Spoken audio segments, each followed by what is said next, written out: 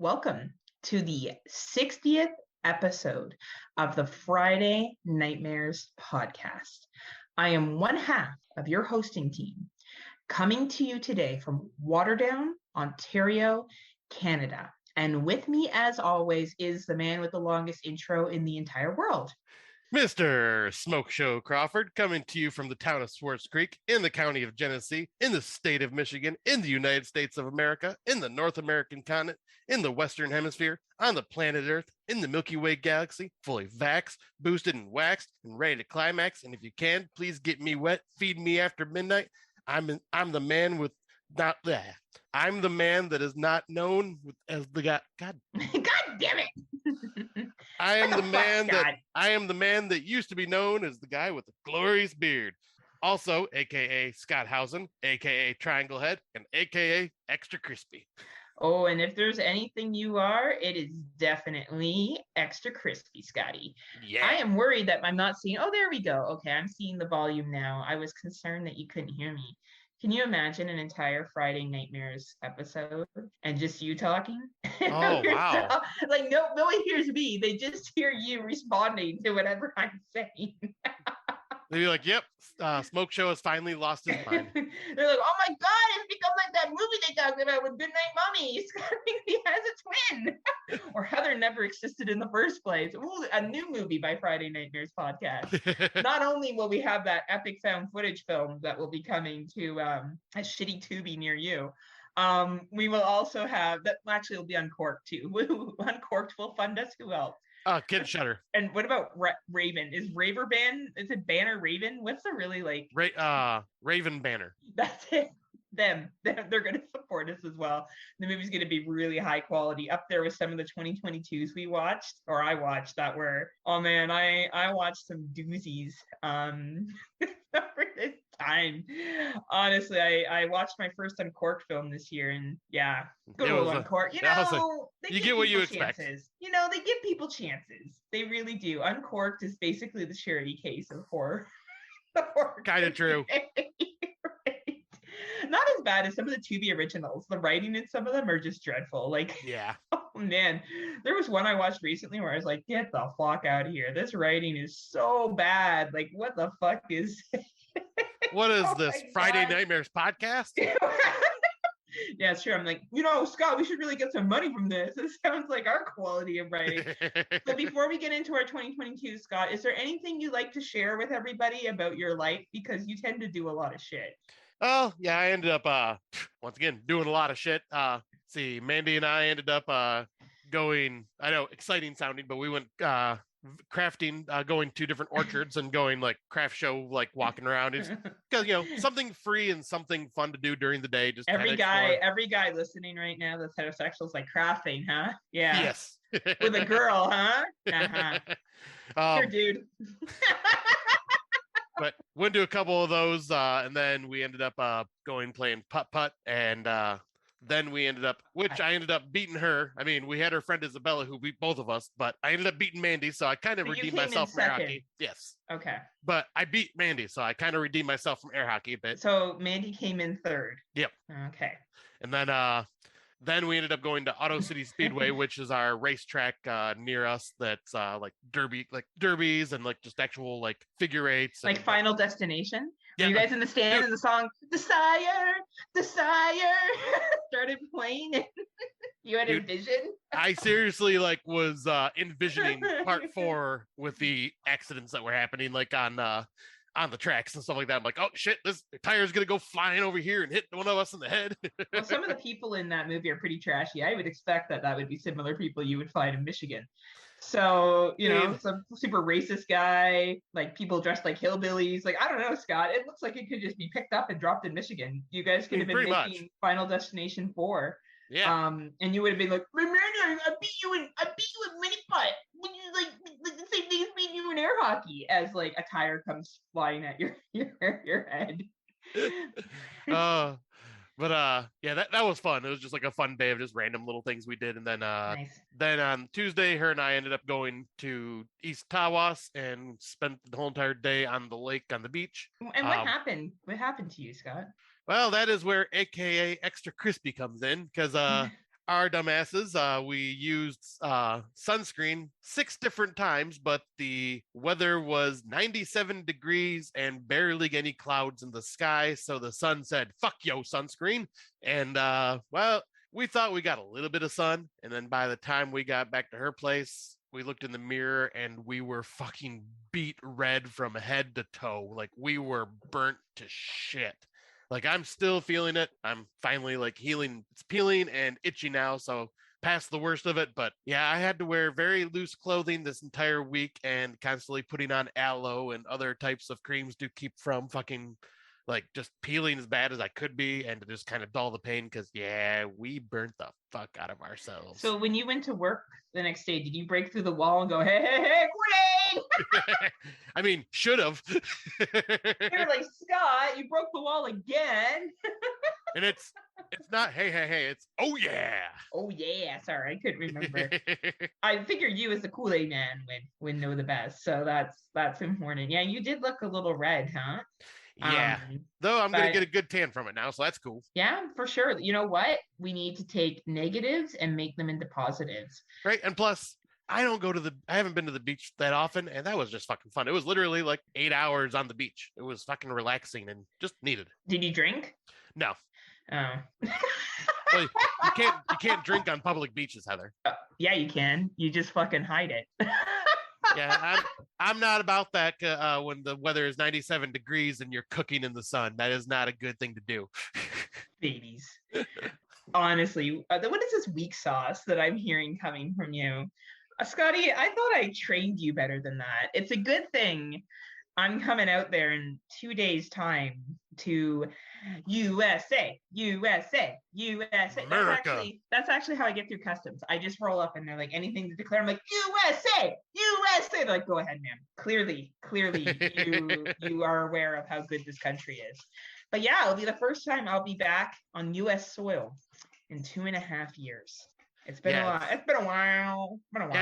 February 2020 was the last time you were here. Yeah, I can't believe that it's been that long, to be honest with you. I don't miss crossing U.S. Customs ever. No. But now that I've traveled around the world to Europe, hair flip here, I do feel much more relaxed. Did you know I went to Europe? And there's the thing, I never am doing anything bad at the border. Like, I don't bring fruits and vegetables. I obviously don't bring anything that's illegal. I'm obviously never lying. I have no idea what I'm worried about happening. They could search my car, search me, and they would find absolutely nothing.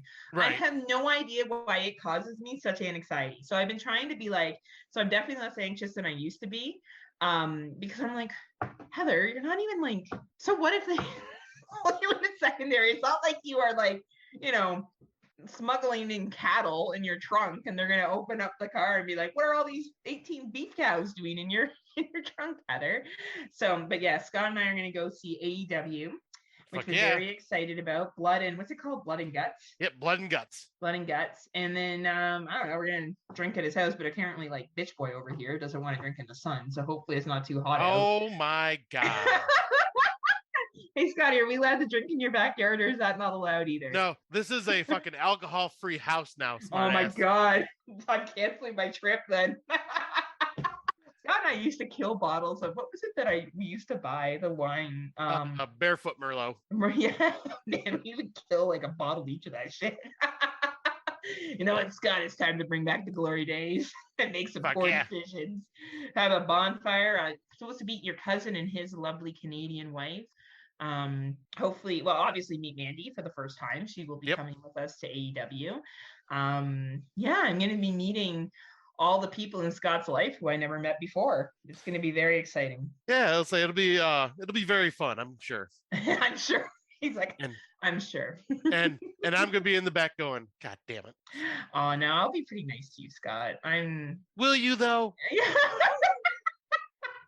That's a fair question. Yeah, I think so.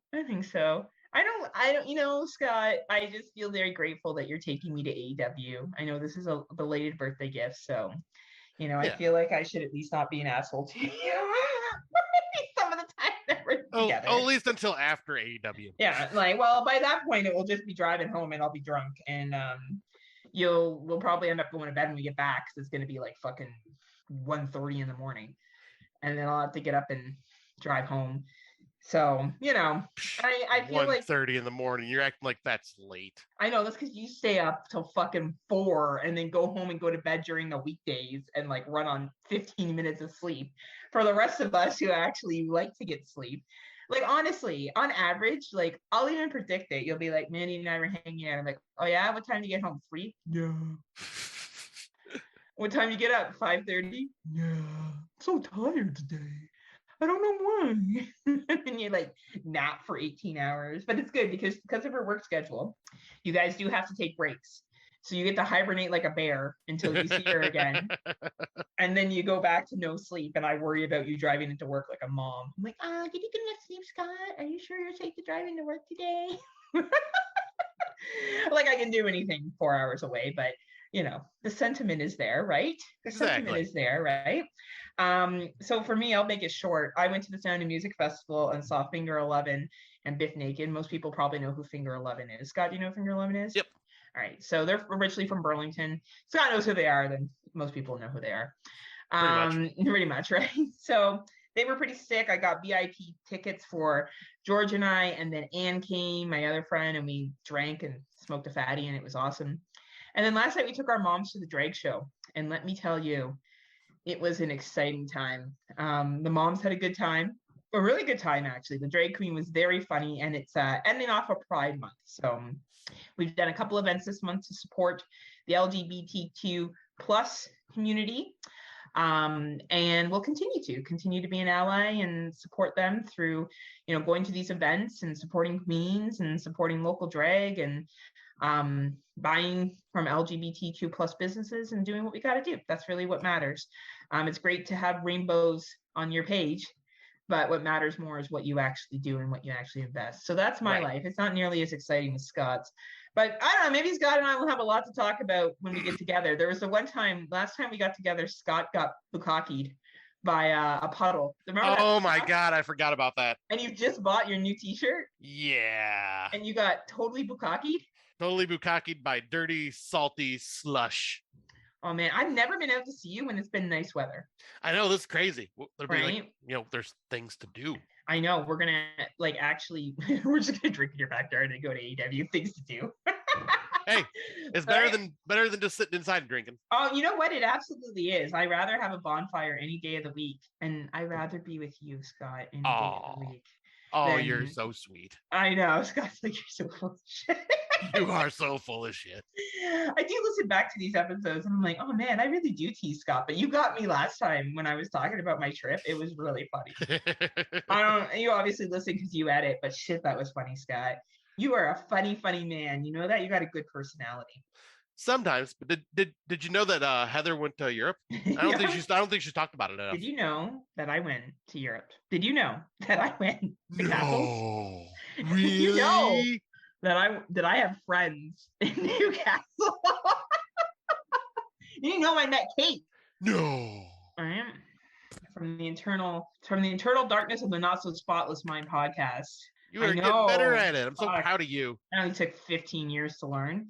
So anyway, I guess we should get to these fucking movies. Actually, the first one is a Tubi original. Did you watch this gem? Nope, didn't even know this one existed. Oh man, this is one of the worst Tubi movies, so I don't really recommend it. Sandra Kane from Cemetery Gates podcast watched this one as well. Shouts out to Cemetery Gates podcast with Android Virus and Sandra Kane. This one is called Swim. It is an 87-minute runtime. A family gets trapped in their storm-flooded vacation rental and tries to escape from a hungry shark that's made its way into the home. Here's the thing. The setup for this movie actually wasn't that bad. It actually kind of made sense of what was going on. It's weird. The casting here doesn't actually match the casting that was in the film, but that's okay. Joey Lawrence is in this movie. So I don't know if there's anyone here that was a big fan of Blossom and wants to see what Joey's up to now. He's up to this. Basically, it's exactly what it sounds like. Family's at a vacation rental and a storm comes and the basement gets flooded and enter Sharky here. It is not a great shark film by any stance of the imagination. Shocker. If you're like Scott and I and you're watching all Tubi films because you have to give an award, I guess you could watch this one, but I would say this one's a solid skip, even though it's for free on Tubi, unless you are a shark lover completist and you like every shark movie, including Three-Headed Shark Attack and Sand Sharks and every other cheesy shark movie, then you will enjoy this. If that is not your thing, you skip this bad boy. Tim Davis, you're not going to like this shark movie. You might as well skip it now. So, but it is for free. It is for free on Tubi if you decide that you want to do it for some reason. Now, Scotty, have you seen this one? Nope, you told me that this one wasn't that great. Oh, okay. Escape the Field. The Hunt is on. Did you like The Hunt last year? I did. Do you want to see a much shittier version that has zero comedy in it? I don't. Then skip over this film. This is an 89-minute runtime. 6 strangers suddenly awaken in a remote and endless cornfield, stripped of their possessions, and they are left with only 6 items: a gun with 6 bullets, matches, matches, a lantern, a knife, a compass, and a flask of water. As mysterious sirens blare in the distance and traps appear at every turn, the group realizes it's been plunged into a cat and mouse game with unseen evil and survival. Their survival depends upon solving at the diabolical. Thank you. And deadly puzzle. This has a 2.2 rating on the Letterboxd. It is fine. It is your typical, like, oh no, we woke up somewhere. Oh my God, we all don't trust each other. And the one guy is like, we need to work together, everybody. We need to work together. And like every trope that you can think of, the asshole who turns evil, the chick who's hiding something, the chick with an edge on her, like a chip on her shoulder. Chip on her shoulder. You know, like it's every fucking stereotype you can think of. It's a Lionsgate film. It obviously had some money put into it. Do I recommend it? No. I really didn't think it was that great of a horror film. I thought that if you really like survival and like the cube thing, only worse, then yes, you could watch this film. It has a 2.2 rating, as I said. It is available on iTunes, Google, Amazon, Cineplex, and YouTube. Unless you really like survival films of this type, and this is something that's really your jam, I would say rent it. If not, I would say this is probably a skip. I don't think you're going to lose any sleep over this. Now the next one. Have you watched it? Yeah, well, that's the one I added. Oh, sorry. I skipped over yours. I'm just not used to you doing anything. Hey, I gotta say, I fucking nailed a bunch of movies this week, though. You nailed those movies. I did, but a bunch of them are not on this list because they're ones that you brought up over the last couple episodes, like Torn Heart and So which one did you like the most out of all of them? I believe it was Duel. Let me double check. Oh, did you like Duel?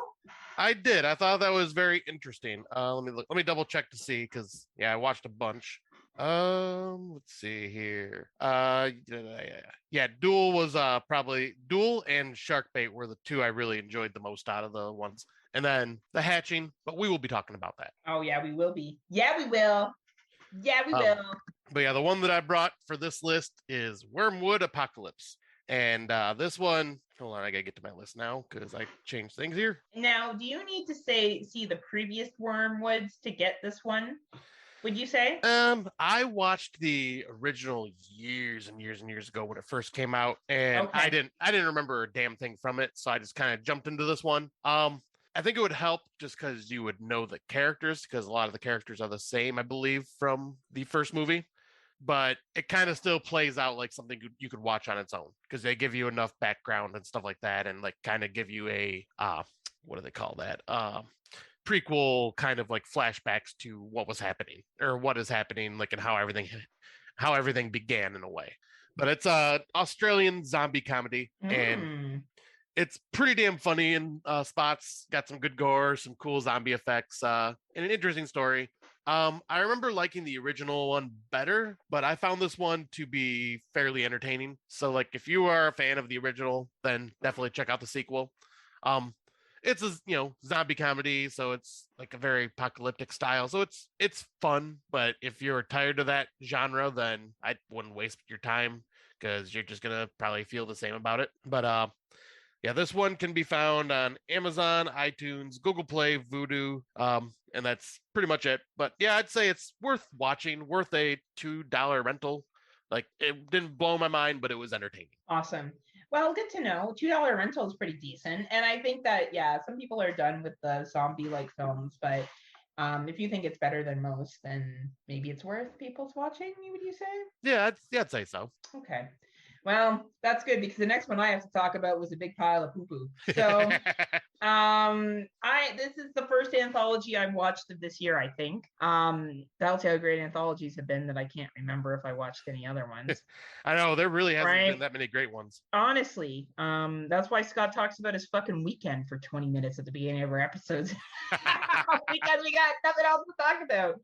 All right, Tales from the Other Side. This is directed by a whole bunch of people. It's an 88-minute runtime. Do you dare to watch them all? Nah, I don't. Is the tagline. You know, it wasn't a bad concept. So here's the concept. 3 kids sought out to have the most legendary Halloween night ever. Their trick-or-treat adventures bring them to the home of a local legend, Scary Mary. Legend says she's a woman of pure evil, but one thing is certain, she knows just the right spooky tale to give these kids the scare of their life, sharing 6 unique stories that will lead the children down a mysterious path to the unexpected. The stories weren't bad. Here's what this film, I think, suffered from. I think if they had focused on maybe 3 or 4 stories and used their budgets into those stories more effectively, I think this could have been a really good low budget anthology. I think their mistake was trying to do 6 stories that ended up being very mediocre.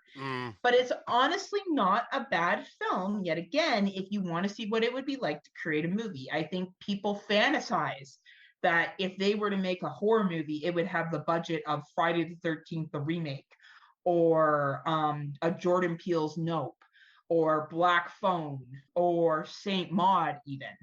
And you don't have the budget of that. So I do think that this film really does present what it's like to have not a lot of money and you're trying to work with what you have. The acting is fine for the level of filming that this is. So do I think the acting is great? No. Do I think it's appropriate? Like, it kind of reminds me of how some people either loved or hated Ankle Biters last year. Oh, yeah. Right? That acting in that film was appropriate for what the movie was. Yeah. The difference was that film was a little bit more hyper-focused and was able to deliver a stronger product at the end. This one just didn't have the opportunity, but I will give Encore credit for picking it up and giving it distribution. Yet again, not necessarily a bad film, but not a film I recommend people to go out and run out and watch unless you are a filmmaker who is looking at making films for the first time and you want to get an idea of what an anthology could look like. And again, my advice to this film would have been stick to 3 to 4 stories. Don't try to do 6 and just do 3 to 4 really, really well. Yeah. But, you know, who the fuck am I? I'm just a podcaster. But I won't shit on them and say it was horrible. Like, to me, Swim had no excuse to be as bad as it was. I feel like they actually had a budget for that, and they just kind of made it half-ass. Escape the Field, I just found a little cliche and boring. But for some people that like survival films, they may really like this. This, I do think, there was a lot of heart and soul put into it. I just think they didn't focus themselves as well. But if you're interested and you want to see more about low budget filming, it is available on iTunes, Vudu, Microsoft Store, Cineplex, and Amazon Video. But again, go into this knowing that it's not the high budget film that you think it's going to be. So be very prepared to get what I'm referring to, which is low budget, real low budget, and an anthology story. Now, Scott has himself on mic, so I think he's yelling at his pets. Yeah, I was just getting, Dexter was giving me the weird, I'm going to stare at you till you pay attention to me thing, so I had to get him over here. Babies, he's so old. He is. He's just an old guy. So the next film, we both saw this, but you saw it first. I sure did. You told me to watch it, and I was glad that you did. Yeah, this spoiler, this is in my top 10 right now because I freaking loved it and laughed my ass off. But this movie is called Suicide for Beginners. The tagline, some days killing yourself isn't just hard, it's murder.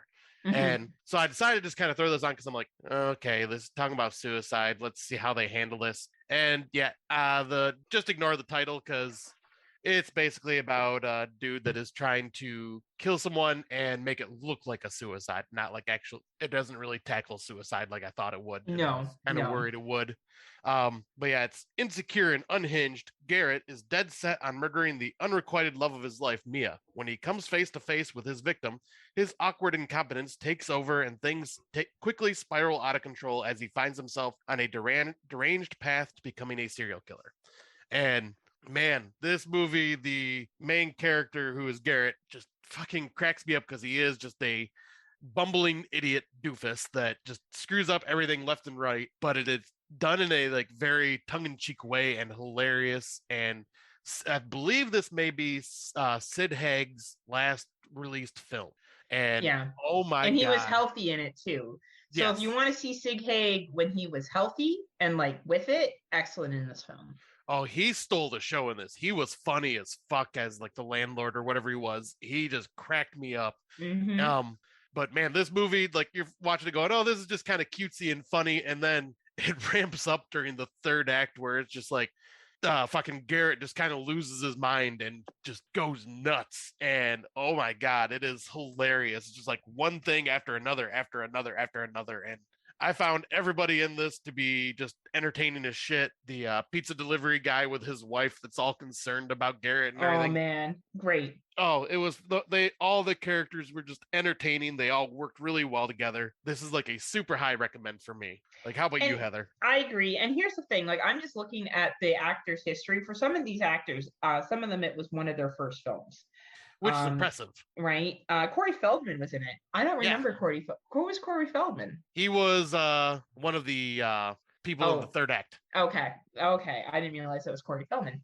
And I he was one by the pool, I believe, smoking the bong. Oh, okay. Okay. Yeah, this movie is low budget done right. Yeah, Low budget done right. Again, this is, we talked a lot about, we have to do something last year. And I know a lot of people, I know Tim Davis didn't really like that film. I know other people didn't, but I don't think we can deny the fact that they worked on a strings through budget and delivered a very strong film. right. And there's other movies that we have seen that have done the same thing. The Night They Knocked was actually another Yes. film that was done on a shoestring budget, even lower budget than we need to do something. And I think when you are able to produce a film that is as funny, was it Too Hot or So Hot? What was the one about the pizza delivery last year? I think that was Too Hot. Too Hot.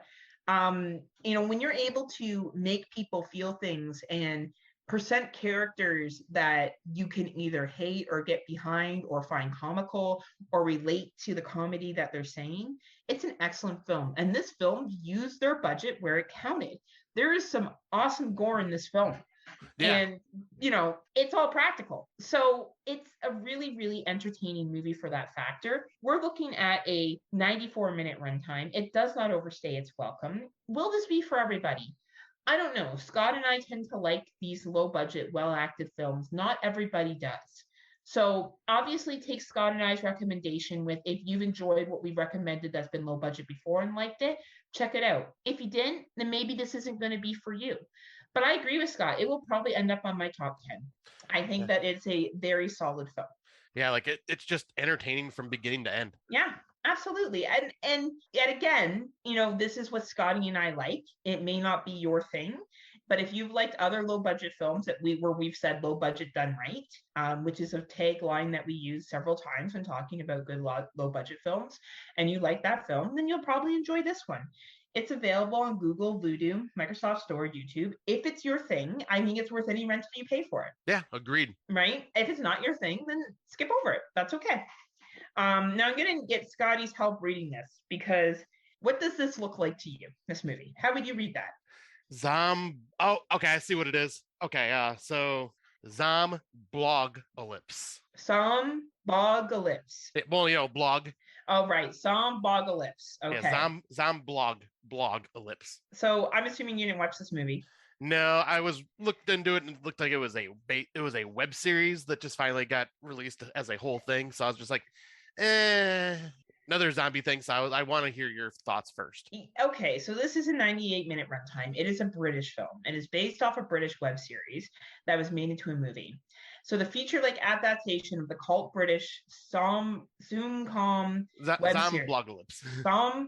Is it Somcom? Somcom yeah. Web series, following the adventures of 3 inept survivors of a zombie apocalypse through a video blog they maintain to raise the boredom of their day-to-day survival. Okay, that's half of the movie. The other half is them making a movie about their zombie survival. So this movie has a 3.2 rating on Letterboxd. No one has watched it in our little podcasting group and ranked it. No one has seen it besides me. Look at me. I'm just a trendsetter. You are. Right. So these are a bunch of Gen Z people, I would assume. And I'm not going to call them millennials because I'm pretty sure they're Gen Z. And it's about them basically exploiting the zombie apocalypse that's occurred. You are either going to love this movie and think it's absolutely fucking hilarious, or you're going to hate this movie. Now, you're probably wondering, where do you sit, Heather? Well, I enjoyed it. Now, here's the thing. It's rare that I hate films. Yeah. Anyone who's listened to Friday Nightmares for any period of time, it is rare that I come on and shit on a movie and say it's stupid or it was boring or it was horrible. Like it doesn't use, that's usually not words I use to describe a film. Right. Did some of these jokes land with me? Absolutely. Did I find some parts of this movie absolutely hilarious? Yes. The three main characters are not nice human beings. They are basically snobby, narcissistic pieces of shit. So Gotcha. you know, if you can take the comedy that's what they're presenting, then I think you'll have a good time with this film. Yeah, so basically it's the characters from It's Always Sunny because none of them are likable. Right. These are just narcissistic pieces of shit who are making a zombie film. Now, I do think there's some funny lines and some funny shit that happens in this film. I can see how it moved from a web-based series to filming. But it's going to really depend on your taste. And this is one I cannot predict for most people. Most people are not, and I'm not judging people for this. They're not like me or you, Scott. They'll be like, it wasn't really my thing, but you know, I thought A, B, C, D is funny. If you're one of those people, then you probably will enjoy this. If not, it is a gamble. It is found footage. So yes, if you enjoy found footage, and you're a found footage completist, yes, I would recommend watching this. If you enjoy the narcissistic pieces of shit. So what was that movie that came out? The same guy starred in Brandon Orlick really liked it. It was about the guy, he was a sheriff, and it was a murder mystery. 2021. 2020. The Wolf of Snow Hollow. The Wolf of Snow Hollow. Like how he was kind of a piece of shit. Yeah. You know, like if you like that kind of the piece of shit being the focus of the entire movie, narcissist, and you'll enjoy this film, the comedy that comes with that, of how horrible people they are. So if it's for you, you can find it on Google, Vudu, YouTube, Microsoft Store, or DirecTV. If that sounds like your kind of thing, it's definitely worth the rental. I do feel like this will be a hit among a lot of people. I don't think a lot of people in our community will watch it because I think not a lot of people will pay for it. But it's definitely, if you enjoy found footage and you're enjoying the type of film that, you know, Wolf of Snow Hollow and stuff like that, I think you'll enjoy this film. Honestly, Scotty, I have no idea where you'll land on it. So I would say if you do watch it. You can watch it from work. It's easy to follow along with. It'll be interesting to hear what you say. Yeah, I'll have to do that. Yeah.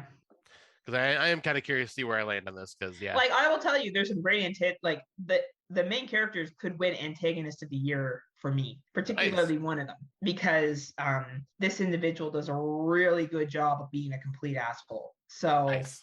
All right, well, yeah, I'll have to give that a shot then. The next one, I don't think you've watched this, have you? No, I have not. Aha! Yes. All right. Well, you shouldn't. But the next movie I'm going to talk about is called Teardrop. An inspirational writer working as a teacher takes his students on a field trip to explore the history of an off-the-map ghost town, which happens to be the subject of his next book. His family ties have brought him back to the haunted location, but what does this mean for the safety of his class? All right, first thing I got to say, he says students and class in the synopsis.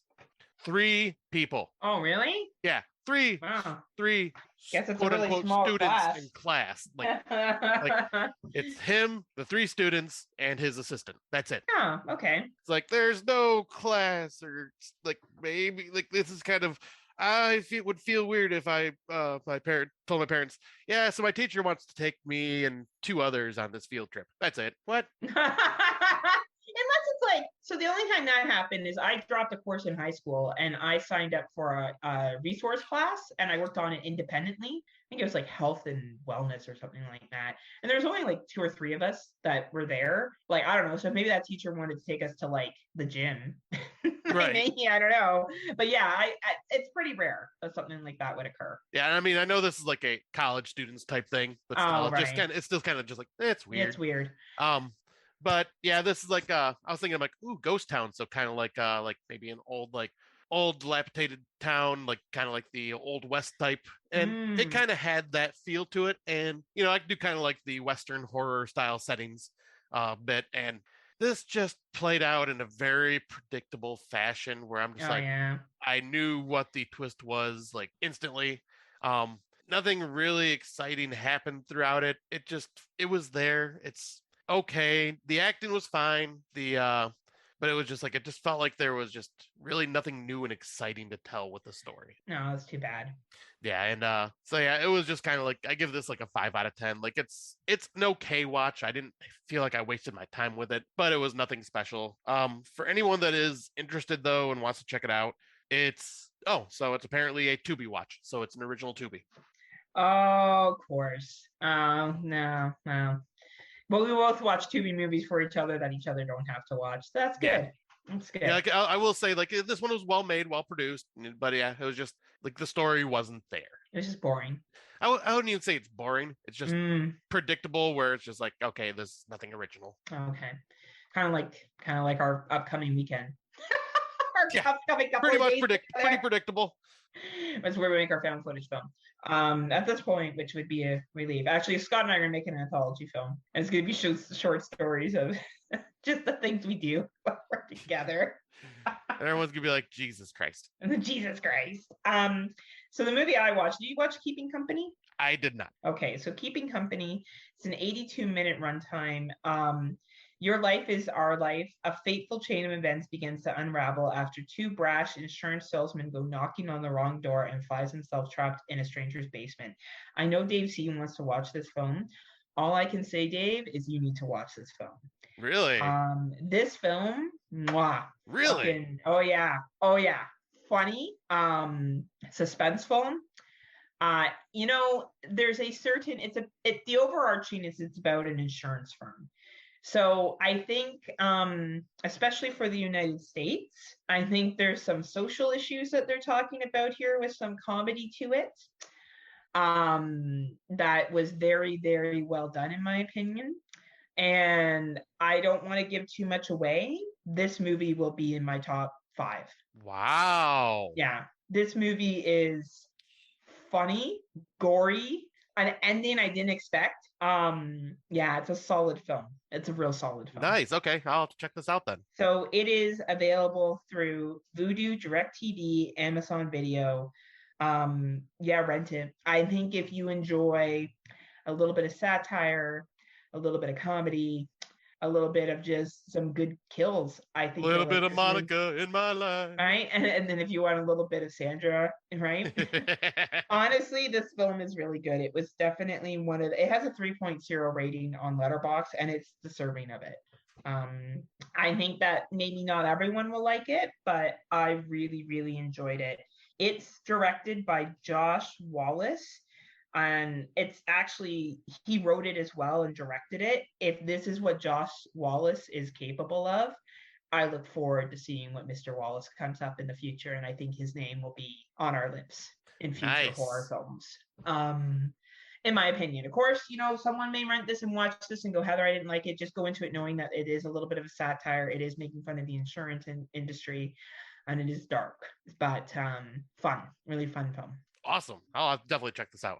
And some good stars. Like the people that were in it were in movies like The Fanatic, Mara, Keeping Company has a movie there. What else here? That was some of them it's actually their first film too. But yeah, like very, very good movie. Heck yeah. I was saying next 2 are yours. I haven't seen either of these yet. Oh, you haven't seen Blood in the Water? I have not. Okay, Scotty, do you like Saw? Yeah. Do you like Jaws? Yeah. Do you like it when people put them together in a tagline, even though this movie isn't like Jaws at all and really just more like Saw with a shark? Yeah. So this isn't like Jaws. The tagline of Saw meets Jaws is not accurate. It should be Saw meets some generic shark movie. Nice. Like Adrift. I just watched this movie Adrift, which was from 2017, which was a French film, which was the exact same plot as Adrift 2006. That was Open Water 2. Like the exact same. Oh, really? Only the baby in Open Water 2 was a girl, and the baby in this one was a boy. Wow. Same fucking plot line. Anyway, oh my. Yeah. I would say just insert sharks. Now, that being said, this movie is entertaining. It is a 78-minute runtime. It is low budget. Don't be alarmed when you first start watching it because it does come across as very low budget. I did enjoy that they filmed this in the dark. So they kept a lot of the shark scenes darker, which was smart. So you don't like get shitty CGI. But it is definitely like a Saw film. It basically someone watched Saw and they were like, oh yeah, for sure. Let's make it so. Like I almost think they went to the Saw, whoever owns the Saw franchise, and was like, hey, we got this idea. And they were like, we're not interested. Like, that's fine. We don't care anyway. And then they just went and made their own movie with the same concept, honestly. So if you like Saw, you'll probably like this. It's popcorn fun. This is a popcorn fun, fluffy film. You don't see a lot of the shark in it, but if you do like people getting their comeuppance like in Saw, then I think you'll like this film. It is available on Vudu, Hoopla, Microsoft Store, and Amazon Video. Who watched it? Tim Walker watched it. He gave it 2 stars. I think that's fair. It's entertaining enough for what it is if you just need something simple to watch. But I wouldn't run out and tell everyone to watch it. And I definitely wouldn't call it Saw meets Jaws. I would call it Saw for sure. People might even like this more than the Saw remake with or whatever that was, the fucking Book of Saw with Chris Rock that everyone shat on last year. Oh yeah, they'll probably like this more because it sticks to the more of the Saw formula without it being a Saw film. So was it?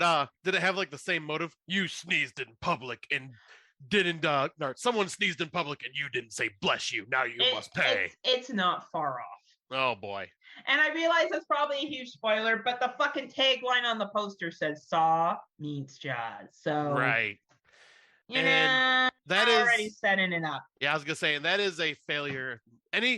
Movie people, marketing teams, when you do taglines, do not compare your independent movie to a bigger budget franchise. You are setting up for disappointment, right?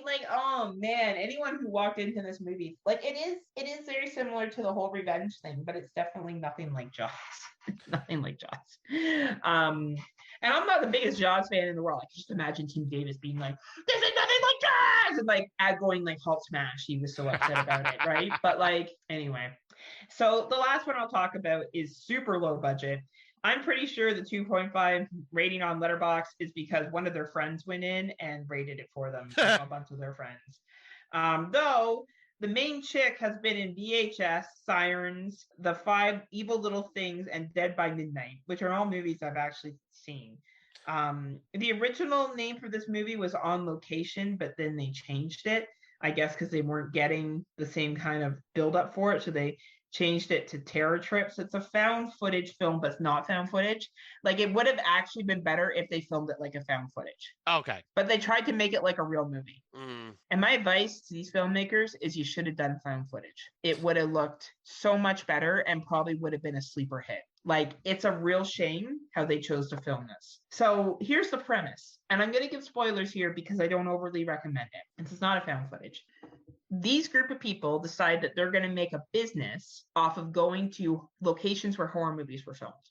So it's filmed in either Canada and the United States, but they pretend that they're going to Camp Crystal Lake, where it was filmed, Scout Camp, whatever it was called.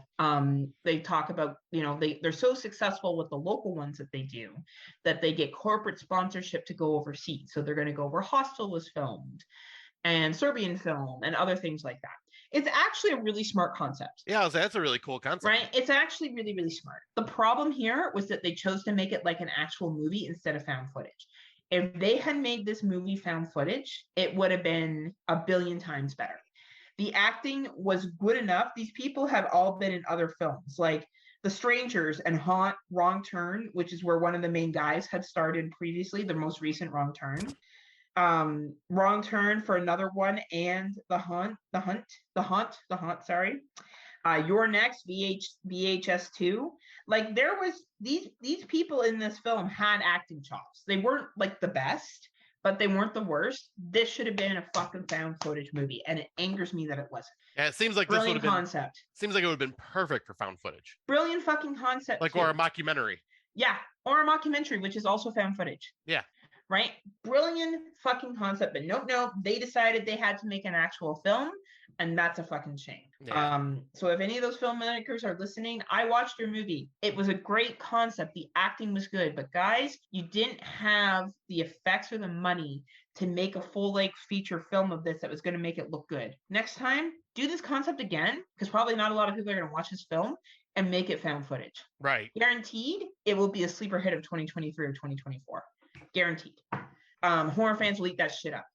You know, you pretending to go to like horror movie locations and that you know, have trips where people can experience it. It's fucking brilliant. It's a shame how it was delivered. Yeah, I was like, because I really dig that concept. That's a really cool idea. It is a really cool idea. Anyway, if you want to watch this for some reason, it is available on Vudu, Hoopla, Microsoft Store, and DirecTV. Just know that it's a cool concept, but the delivery, because it's in a feature-length film, wasn't as good as it could have been.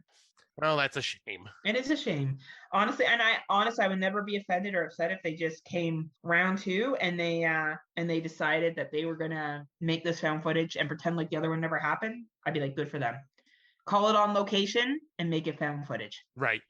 Right. And I think they would do a lot better. Like it would be like if they had made the movie Creep a full-length film instead of found footage. Yeah. What makes that movie so good is that it's found footage. Right. Right. If they had made a full-length film of that, it would just like look like this awkward dude walking around being like, yeah, I've never been in this restaurant before. Oh, but I know the menu. Like if that's the power of found footage, is that it can take something and make it more realistic. So if you don't have the money for the budget to make the feature film feel realistic, you can give the view as I'm a viewer doing this. And it probably, and anyway, I'm done ranting about it. It just really frustrates me because I can tell. It just had such a fucking brilliant concept, Scott. It really did. And decent actors in this. And it's just a shame that was the route they chose. So yeah, I still may check it out just because I'm curious. Yeah, you can check it out, but be prepared that it's a grind to get through. Okay. Yeah. But yeah, the last one on this list is the one that I brought to the table. You had not watched this one yet, have you? No, not yet. Okay, so the last one here is called Madeline's. It is directed by Jason Richard Miller. So I was wrong. I thought it was directed by someone else, but nope. But the reason I'm bringing this up is because Brea Grant, she not only stars in this, she also wrote the screenplay for this as well. Like she is just amazing. Like she's just like I'm loving everything she's doing now. And this movie lets her fucking shine because let me read the synopsis real quick. But working in their garage, indie entrepreneurs Madeline and Owen discover the secret of time travel. There's only one hitch. A bug in the code creates a new copy of Madeline at the same time every day. And it also stars Perry Shen, who is in I think every single one of the Hatchet movies. It's literally only 3 actors. Brea Grant, Perry Shen, and Richard Reel. Richard Reel was in the first Hatchet. Nice. But Brea Grant plays different versions of herself. Basically, if you've seen Multiplicity with Michael Keaton and him playing like multiple versions of himself, that is what's going on here with Madeline, except for with Brea Grant playing all these different characters. And you can see her acting chops shine here because like they're all like the same character, but they're all like just slightly, their personalities are slightly exaggerated for each one. But yeah, they have to like try to kill the Madeline that appears every single day.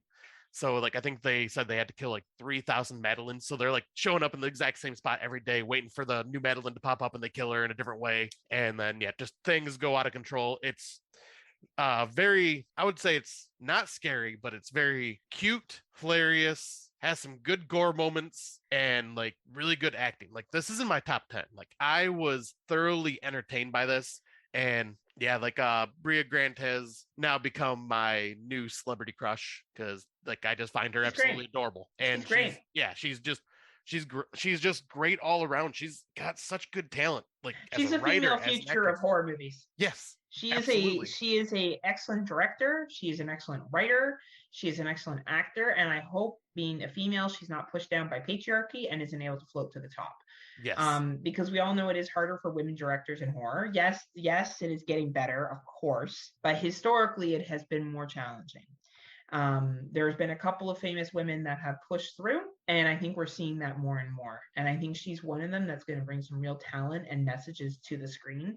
And whether you liked Lucky or not last year, that was 100% accurate. Yeah. So I'm really excited to see what she can do, Scott. So I'll check this out too. If you're praising it, then it's probably very good.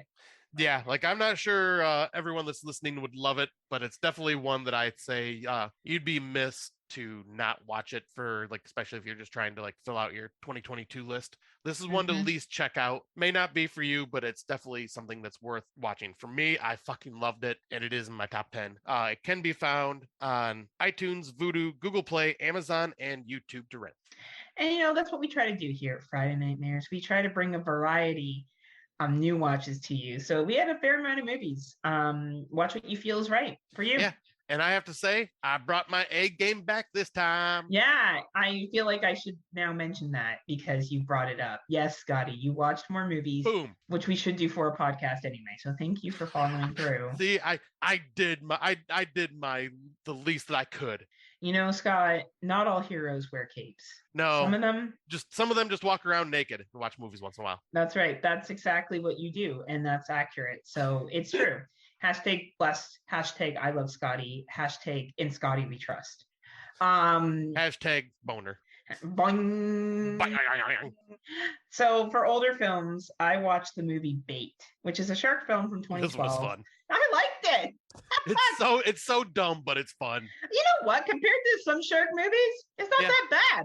No. Basically, these people are in a coastal Australian supermarket, and a big tidal wave comes, and they fucking get flooded out, and sharks come into the store. Now, of course, with every shark movie, you have the shark that like keeps coming back for more and gets vengeful, which scientists have proven that sharks are not vengeful. They don't think like that. But scientists haven't watched Jaws: The Revenge, Heather. Oh, that's true. They don't know that sharks roar. I love Jaws: The Revenge. Don't worry, Tim. Here at Friday Nightmares, we like Jaws: Revenge. Fuck yeah, we do. Because it's a fun fucking movie, and we have souls. And we, not like Rob Hungy from his fucking famous, but Rob Hungry is way more popular than we are. The horror show. He's got bad taste in movies, though. I'm salty about that now. He doesn't like anything. I've been messaging with Rob back and forth, and I tease him all the time. I'm like, when did Joy die for you? So obviously I like Rob because everyone knows me that if I like somebody, then I respond to them. Right. And you tease them relentlessly. And I tease them because that means I like you. That's a good sign. So anyway, this movie is fun. I don't know, it's a good time. They're stuck in this grocery store, and you're following a couple of different characters. Like some people get stuck in the underground parking garage, and they climb on top of these like grocery shelves, and they're trying to survive. You got a little bit of a love story going on. I don't want to give too much away, but for a 93-minute shark film, I don't know, comparison with other shit that's out there, this wasn't that bad. I would put it a step below The Shallows and a step below Jaws. Like, I would say it's that next tier. Wow. You know what I mean? Like, so you got like Jaws and The Shallows, and you got like, let's say Deep Blue Sea, the first one. That one's a lot of fun. Yeah. And then you got like The Meg and like this movie I would put in there. Like, it's fun. Yeah, it is fun. It is very fun. You know what I mean? Like, I don't know. You don't take it too seriously. It's a good little film, and the acting is good enough. And there's one guy that's over the top Australian, and the entire time I was watching, I'm like, Tim must fucking hate this dude, Tim Davis from the Horror for Dummies podcast, because he is so Aussie it hurts. It's so true. Right? Anyway, it's available on Amazon, iTunes, Google Play, Hoopla. I watched it on a friend's Plex. It's an older film. Honestly, if you like shark films and haven't seen it, I recommend checking it out. I think it's a good time. Yeah, I agree. It's fun. Yeah, right? It's just fun and fluffy. Now... Yeah, I don't have an older watch, obviously. Yeah, we're already skipping you because we know. Do you want to talk about... Well, you technically do. Right, it's just... Yeah. So why don't you talk about that, and I'll talk about the film of the year that should win an Oscar. All right. So yeah, in our What's New segment, this could have been added for older films, but obviously I usually do first-time watches in older films. This was definitely not a first-time watch, but the reason it's in the What's New is because it was just a fun experience, and that is The Thing 40th anniversary theatrical release that they did just this last week. Fathom Events, which tends to do these like special screenings of like older films or like a 2 to 3 day release for newer films in some theaters. luckily, one of the theaters near me in Flint always carries the Fathom event screenings, and the John Carpenter's 1982 The Thing was only in theaters for 2 days and only two showtimes. So Sunday at 3 p.m. and Wednesday at 7 p.m. I missed it on Sunday because I did not realize it was already out. I thought it was going to be in another couple of weeks. And I started seeing people post about it. So I looked into it and realized, yep, my theater's playing it, but I already missed the time for Sunday. So Mandy and I set it up to where we could go see it Wednesday night. Met up with my ex-podcasting buddy, also one of my good friends, Randall, and we all just went into the theater to see The Thing on the big screen for the first time ever. And this was just such an amazing experience. I will say there was people complaining earlier on, I think on Sunday, that the aspect ratio of it looked cropped and was not like how it should have been. So a lot of people were bitching about that.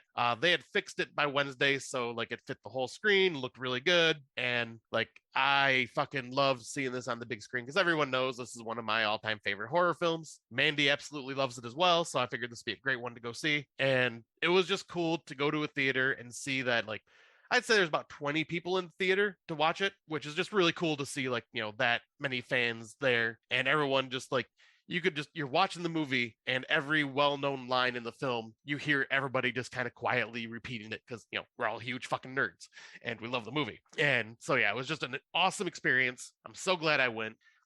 And it really makes my fucking horror nerd heart happy as hell to see that it, only having the two showings for 2 days altogether for, you know, like less than a week, it made the box office top 10. Like enough people went to see this in theaters that it made the top 10 of the box office this week. And that is fucking incredible because this movie did obviously not get the love it deserved when it first came out because it competed with a lot of heavy hitters in that year. And also E.T. was fresh on everyone's mind. So people wanted family-friendly alien stories, not no fucking body morphine, fucking body horror gore fest that is The Thing.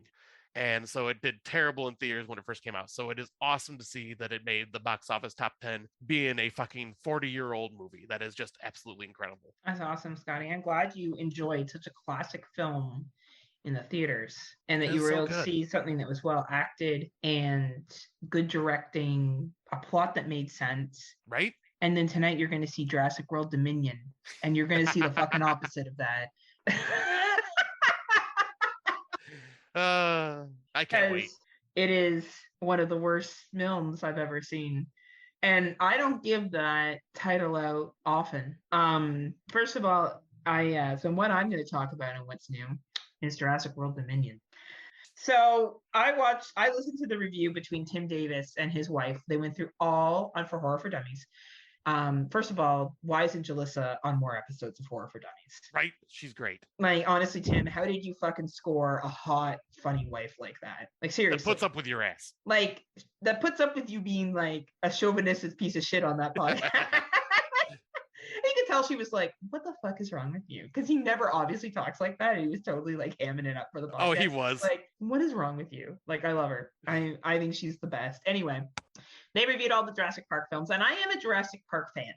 I liked the first three, even the one where the raptor talks. I thought it was fun. Where they go back to the island because the kid falls there when he's parachuting or whatever the case is. I didn't mind the first Jurassic World. I thought that it was fun and fluffy. Fallen Kingdom I thought was depressing and silly. I didn't think they could drop more down from Fallen Kingdom. And here's what misled me is that I saw of, you know, who they were going to have back in this. They were going to have back Jeff Goldblum, Lauren Dern, Sam Neill, and of course Chris Pratt and Bryce Dallas Howard. And I thought, man, here's a chance to bring these five together and have some great dialogue. That was not the case in this film. So I'm going to give some spoilers. So I warn people, if you have not seen Jurassic World Dominion and you want to be surprised about everything that happens, I suggest you fast forward to our Finnish movies. You've been warned. So, like, it takes off right where the last one ended 5 years later. We're spending our time now with dinosaurs in our world. And the first 10 minutes, George and I were laughing so hard, I thought we were going to fall out of our seats in the theater. because it shows how the dinosaurs are ruining everybody's life. And one of the scenes is where pterodactyls ruin a wedding and they pick up the bride. And I honestly thought I was going to pee my pants with laughing. It was so fucking stupid. So anyway, the clone chick's still alive. The raptor managed to reproduce and had a baby. Which, if you love CGI baby raptors, you're gonna love this fucking film. Marketing ploy for toys. And of course, there's been a black market of dinosaurs. So if you're an animal rights activist, you get to see dinosaurs being treated about how like reptiles and other animals are currently treated. So just so everyone's aware, that happens with real animals, and it's fucking disgusting. So it happens with dinosaurs, so it makes it okay. There's like a whole dinosaur human rights thing that goes on, animal activist shit with babies and breeding. There's a subplot about insects that are eating the cornfields, which was the only thing that I thought was accurate in the entire fucking film. Was that, yes, if you made these killer insects or whatever the problem was with them, yes, they would eat our crops and we would have a problem. Probably the most realistic thing of the fucking movie. The biggest fault of this is that they have the main character. So there's a villain, and I'm going to look to see if I can find him. He was probably the worst actor I think I've ever seen. His name is Campbell Scott, and he was fucking horrible. I don't know what fucking rock they pulled this guy out from underneath, Scotty, but you will see tonight. There are scenes where you're like, was he acting or did he just forget his lines and walk away? Like it is that bad. Wow. It is that bad. And the whole kind of strung together plot, how they come together, and some of the ridiculous scenes that occur, like ridiculous scenes. Like it is one of the worst movies for the budget that it had and the time that it had with COVID. There's no COVID, like the delays or whatever they had to write a better script. There's no reason why this movie should have been as shitty as it absolutely was. But I can assure you still get dinosaur fights in it, so don't worry, dinosaur fights are still there. You still get parachuting or falling out of planes and landing in the middle of fucking the island and having to deal with dinosaurs. We now have another island where dinosaurs roam free like a fucking sanctuary. It is just such a shitty, boring film. This movie is 146 minutes in length, and I lost years of my life that I will never get back.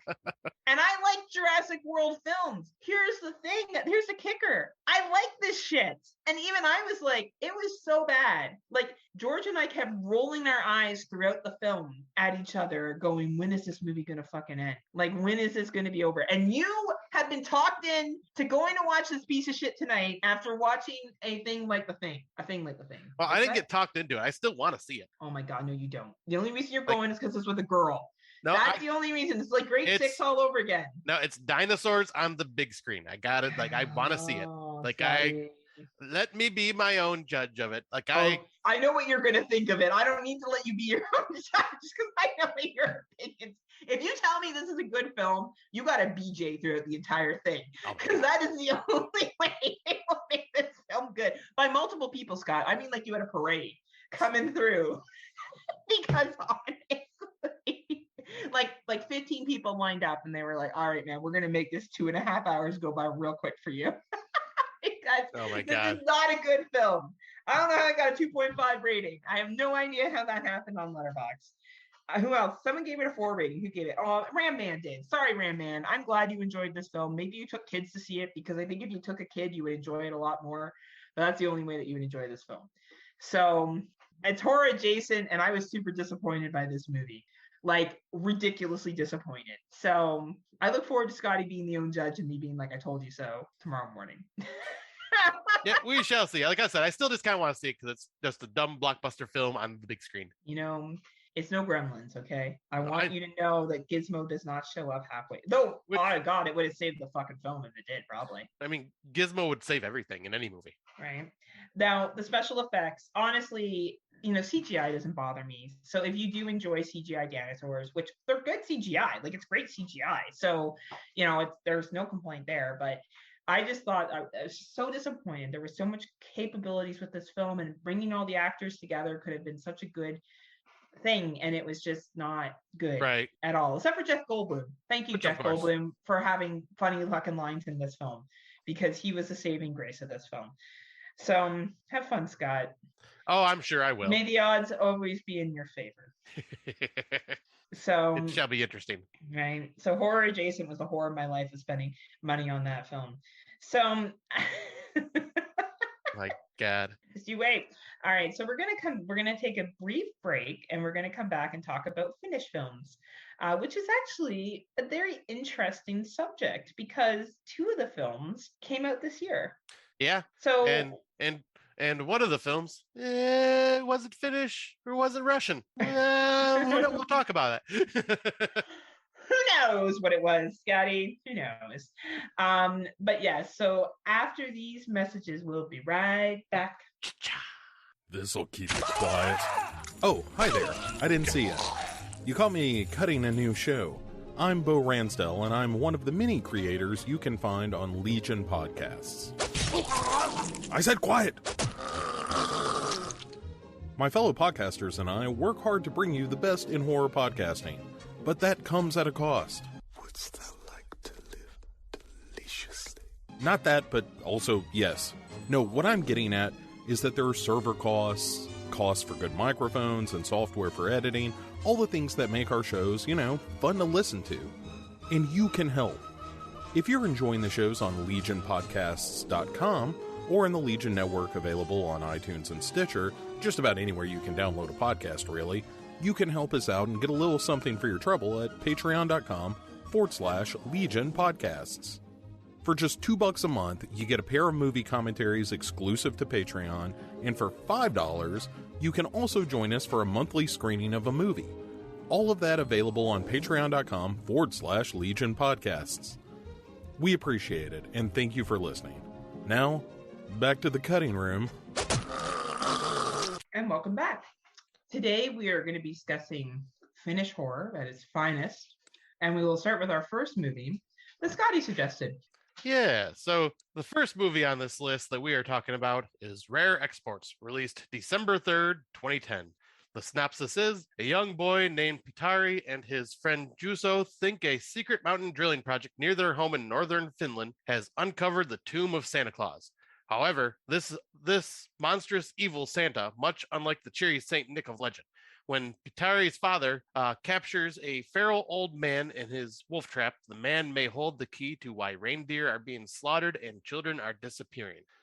So yeah, I brought this up because obviously this is a Christmas film. A lot of podcasts talk about this film during Christmas. I watch this every couple of years around Christmas time as well because I find this to be a very entertaining film. Like it's got some kind of it's cute. It's got some horror elements to it. Like this is something minus the lots of old man penis in this. I would say this is like a recommend to a lot of like people that are not really into horror because it's like typical, like it's like you said, it's kind of cute and a very unique story. But there is lots of male nudity in this. But I find this to be fairly entertaining, and like I just adore Pitari. He's such a adorable little kid and very whimsical. What were your thoughts on this? I liked it. I don't usually like watching Christmas movies when it's not Christmas, like some weirdo like that.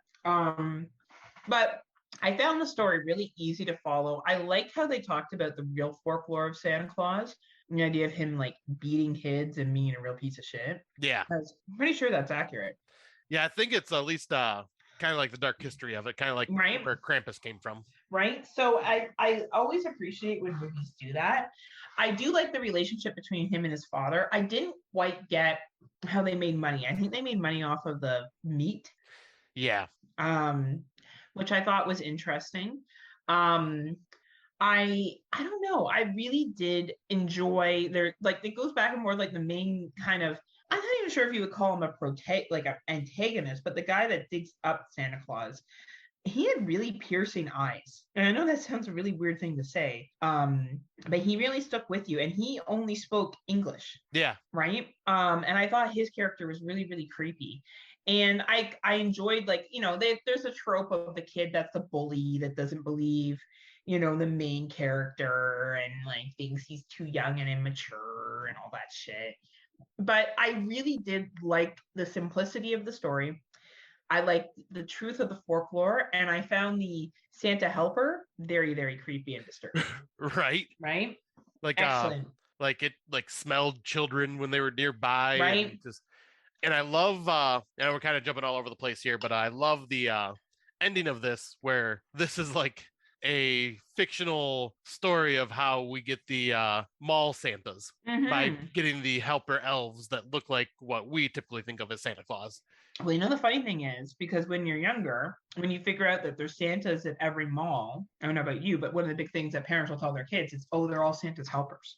Oh, I never heard that. Yeah. So I thought that that's what they were trying to do, is capitalize on that. And now I find the ending disturbing, I'll be honest, because I feel like it's almost like slave work. Yes. Right? It kind of made me a little uncomfortable, but I get the overall arching. You know, I get that it's just supposed to be, well, these elves who look like humans, but they're actually like bad. Now that Santa's gone, because they destroy Santa. They have no leader, so they shower them and train them on how to have kids sit on their lap and stuff, and then they go to all these malls. But I really did get the feeling that a new Santa was going to be chosen. Oh, okay. Right? I feel like this movie was gearing up for a sequel that I don't think happened. No. And I think there could have been one, and I wonder if they were flirting with the idea of a new Santa being chosen and then chaos occurring, right? Because there has to be a I don't know, maybe Santa never dies. I wish they had gone a little bit more into the folklore of Santa Claus and if he could be rechosen and stuff like that again. But I did enjoy the remote Finnish village. I did enjoy the whole hunter-gathering piece of it. I thought the kid was very adorable. Honestly, I tried to sit through this movie before and I didn't really like it. Oh, really? Yeah. So this was a second watch for me in attempts to get through it. And, you know, and that's the one thing that's great when we do these movies for the podcast, because I have to sit through it and watch it. Right. I don't have a choice. So I did definitely enjoy the folklore. I did definitely enjoy the setup, but it didn't stick with me like the other three did.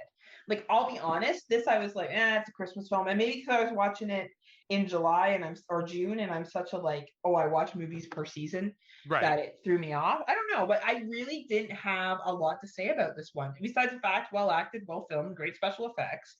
I can see why it did well in the United States. It did very well. And I don't know. I thought that it was interesting to explore the actual folklore of Santa Claus. That was probably the biggest thing I got out of this, and that's what I appreciated it with it being a Finnish film. Yeah, I was like, that's kind of my take on it too, because it's like it's not like the greatest movie in the world, but it's just very whimsical and just kind of fantastical, and it's something easy to watch. I needed something just because time was limited. I needed to have something I could watch at work, because I've seen this a couple times. So I wanted to just kind of throw this on in the background while I was at work, obviously just kind of fast forward through the nudity scenes, because don't want bosses walking in during that. But I just enjoy it. It's not go to every year Christmas movie for me, but it is one that I don't mind to revisit every once in a while, because it is just kind of it has that Christmas feel to it. I do love the concept of Santa Claus being this giant monster that has the massive horns that you don't actually get to see what Santa itself looks like. You just get to see kind of the shape of him in the ice block and the massive horns. Yeah. And it basically looks like a monstrous version of the Krampus movie we got. Yeah, and I think Krampus and this movie are very good companions with each other. Yes. Right? I think that you would watch this movie first and then watch Krampus, and I think it would actually be a really good flow. Honestly, I don't have a lot to say about it. I don't. No, not because it's not a good film. It's just I feel like it's a very basic plot. Yeah, it's very simplistic. What I mean? Yeah. It's very simplistic, and you kind of know that the kid's going to be a hero, and you kind of know that things are going to work out. I was never concerned that the kid was going to die or anything like that. I didn't even get that vibe, but I don't know if you did, but no. Right. I knew the kid was safe. I knew pretty much everybody was pretty much safe. Right. But it's entertaining. I think watching this, yet again for the folklore piece of it, and watching it with Krampus, I think is a great companion piece for Christmas watches. Yeah, completely agree. If you haven't seen this yet, put this on your Christmas rotation. It's fun. Absolutely. And you know what? The next one was a found footage that I found just by doing a Google search, and it happened to be on Tubi. I'll be honest, I really liked this found footage movie. Yeah, it's kind of funny that you brought this one to the table, because remember I was talking about how I was going through the more lesser known found footage films. This is one of them that was on that list. Absolutely. I had never heard of this until I Googled, Finnish horror films, and this came up, and I was like, oh shit, wow, this exists. Anyway, let's jump into it, because I think there's a lot more personally that I want to talk about with this one than I would with Rare Exports. But yes, definitely recommend Rare Exports for Christmas, and fun little film. Agreed. But yeah, this next one that we're hinting at is called Shopping Tour, which was released November 28th, 2013. And this is the one that I was kind of mentioning before the break. Is it Russian or is it Finnish? Because a group of Russian tourists on a shopping spree in Finland are attacked by Finnish cannibals. Very simplistic plot synopsis. And yeah, I think this would fall more in the line of this is a Russian film just because the main characters are Russian. See, I thought it was Finnish because they're in Finland, and the reason why the Finnish people are killing them is because of their tradition.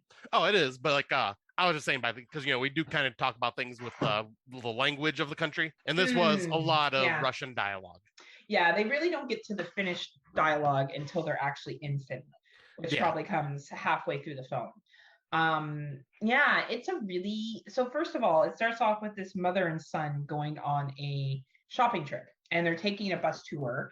And, you see the dialogue between the mother and the son. He sneaks off to have some beer, and she gets really mad at him because he lies to her. You find out that her husband, his father, died a month earlier.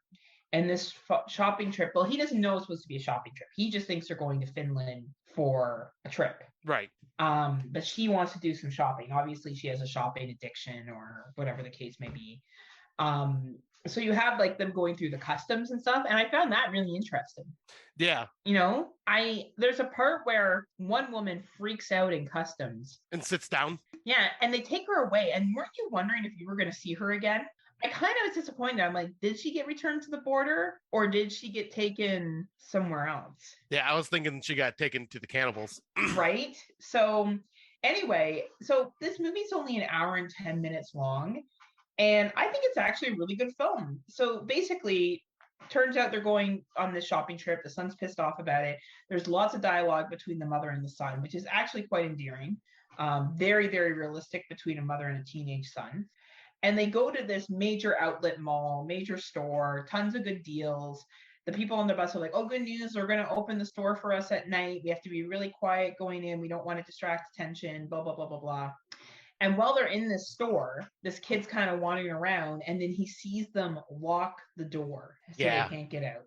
And shit just goes down from there. And I think this movie could have been more gory, but I liked the steady build of he sees them lock the door. He says something to his mom, and then they find that body in the back room because he finds blood on the ground.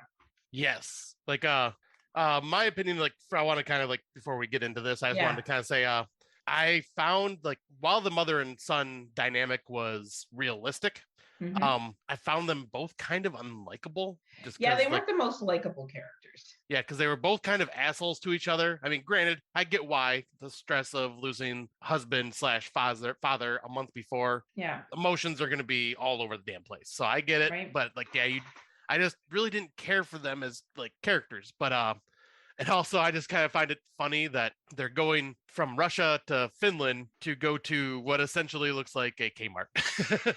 Right. And I guess it's supposed to be maybe because there's a taxation thing. It's like why Canadians cross the border and go to Kmart or Walmart. Right. Because there's stuff they can get at a Walmart in the United States that you can't get in Canada. Right. So I'm gonna go with the cross-border shopping is just meant to be that, right? Yeah. Like, there's probably some kind of tax deduction that they get. But I agree, they're not very likable, but I do think their dialogue is realistic for me. Yes. It is very realistic. Care. And I do like them. I did want them to survive. Same. Like, I did definitely want them to survive. And I think the store scene where they find one of my favorite writing that they did here that I thought was so fucking clever. So the kid is saying, like, Mom, I saw them lock the door. Something is wrong. Like, something is not fucking right here. She's like, I don't want to talk to you. You said, like, because he said something really nasty to his mom, like, I wish dad died or dad lived and you died kind of thing or something like that. And he steps in the blood. So there's a thing of blood on the ground. And his mom's like, oh, what's that? And he's like, well, it's not jam or something like that. And he's like, it's blood. She's like, oh, it's probably just the butcher. He's like, Mom, there's no fucking meat sold here. Right. And I really liked that line. Like, I actually really liked how he was smart enough to be like, there's no food sold here. Like, how could this be blood from a butcher? Right. I don't know why. I was like, fucking logic. And then they follow the blood trail and they see the guy that's been knocked out.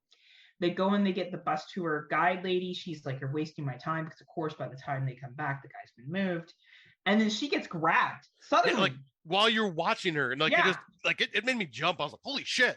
Yeah, like I was shocked. And then it's basically go time from there. They realize that there's a bunch of cannibals, and at first they think it's restricted to just the store. And that's what I thought too. I'm like, Same. oh, these are just fucked up people that we're looking at Hills Have Eyes kind of thing. And when they're cannibals, like they're not killing people and then cooking them. No, they're eating them like zombies. They're eating them like fucking zombies, right? Like it's crazy. Like I thought this was a zombie film at first. Right? And then they get out of the store. So there's a great suspense part in there in the store. And they get out, they go to a gas station. Then the moment they walked in that gas station, I'm like, things aren't right here. Yeah. Right. And then they switch to English because that's the common language. And the chick that's working who's Finnish calls not the police. Yeah, but then she starts speaking in Finnish because she knows they can't understand her. Right. And you see what she's saying. Nonsense. And then when they ask like at where they are, and she's trying to show her on the map, and then she's pointing to all the different like spots, like, oh, we're here. No, wait, no, we're here. No, we're here. Holy fuck! Like I was like, oh my god, what's gonna fucking happen? What's gonna fucking happen? Right? Like it was this movie for a low budget, like found footage. And this is the thing about fucking found footage that I was talking about earlier with Terror Trips. This movie, if they had made a full-length film, would have been fucking dumb. It would have been boring. It would have been shitty. Because the kid is like, I'm just filming everything now because now he wants documentation, right? Yeah, because no one's gonna believe him of what happened. It's clever, and like how the mom gets bit, and then she's worried she's gonna turn into whatever they are, and you're not sure. Right. Here's the fucked up thing. You're watching her freak out trying to stay away from her son after she gets bit because she's worried that she's going to give him something. He's like, Mom, that's not true. Like, there's no such thing. And you're like, is there? Right. And I got to give it credit because it's a movie that where zombie movies exist in this world. So it makes her think that, which is, you don't see that very often. No. And it's almost a very logical. She's terrified because they realize when they're in there, with a little cheesy part with the guy that's next door to them that talks to them, but I get it. It was to push the dialogue around. They find out that, once a year, the Finnish have a ceremony called for Midsummer, where they have to eat tourists, basically. Yep. And become cannibals. And that's what they're there to do. They're there to be eaten. And they get kind of taken away to this really executive guy's place where they're going to get eaten by him, and she manages to fuck shit up. Like, it's actually a very, very good film. And the scene where they hear the guy in the jail get killed, and she grabs his face, like her son's face, and tells him how much she loves him. Like, I felt that scene. Same. Like, I was like, holy fuck. Like, I hope these guys make it. There were so many times where I'm like, they're not going to make it. Like, they're not going to make it. Yeah, like I thought like one or the other was going to get killed. Yeah, and they don't. Yeah, like and I have to say, like, because that was where it turned around for me, where I was like, yeah, I don't really care for these characters, but that scene where she grabs his face and shows like true compassion and love for her son, I was going, yeah, this is real. This is the type of shit that happens. Like when you're confronted with a dangerous situation, you grab your loved ones and tell them that you love them. And I feel like she was trying to figure out a way to get her son, like to distract them, to get her son to go free. Like I think throughout the entire thing, she would have sacrificed herself for her son at any point. Right. I always got that vibe. Always. And at the end where they get jumped by a kid. Oh, that scene was fucking right. Wow, that scene was really creepy. Little fucking cute little girl just in this like sundress, just comes out of the round and asks, "Are you Finnish?" And I'm going, "Oh no, oh no!" Right, and they can't answer in Finnish because they don't know the language. Right. So they can't even fake it. Yeah, like this film is like a real sleeper hit for found footage. It really is. Like it's a shame that more people don't know about this film. Well, I guess now they do because we talked about it. But honestly, like this film is fucking phenomenal. It's great. Yeah. I want to make a shout out, Dave Z. I know you watch a lot of found footage, but I didn't see you had this rated on Letterboxd. So I'm curious if this is one you have not seen yet. Or maybe you just didn't rate it. Yeah, I was gonna say, or maybe I just haven't rated it yet. But check it out. It's on Tubi. Yeah, it's on Tubi. Yeah, it's an hour and 10 minutes now. Dave's like, well, you guys giving spoilers about it now. Well, we give spoilers in our meeting. Yeah, Dave. But honestly, Dave, I think you'll like this. Anyone that enjoys found footage, we've given away, I guess, a bunch of stuff in it, but you still need to watch it to see it because it's fucking excellent. Like, there's some excellent kill scenes in this. There's some excellent fucking fight scenes in this. There is some really suspenseful parts in this. Yeah, very tense moments. Like, it's really, really well done. And it doesn't overstay its time. Like, talk about getting it done in an hour and 10 fucking minutes. Yeah. Like, it proves again that you don't need to have an hour and a half, 2 hour movie for it to be good. Right. Like, this was a great length. It was perfect. It was entertaining. And yeah, I get what you're saying. It was Russian language. It does switch to being in Finland, though, and the Finnish culture. And, Yeah. you So, I know, mean, it fits. like, I get it. Like, It's one that's on the border. yeah, I saw it as more Finnish than Russian, because I felt like the Russians were coming into Finland, and then they were, being exposed to this culture and to this situation that they had no control over.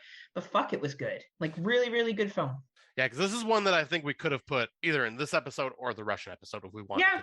Yeah. I think it fit both of them. Yeah, I think it's more Finnish personally, but I get what you're saying. And that's only because they're in Finland, and it's a Finland culture tradition that they're fighting against.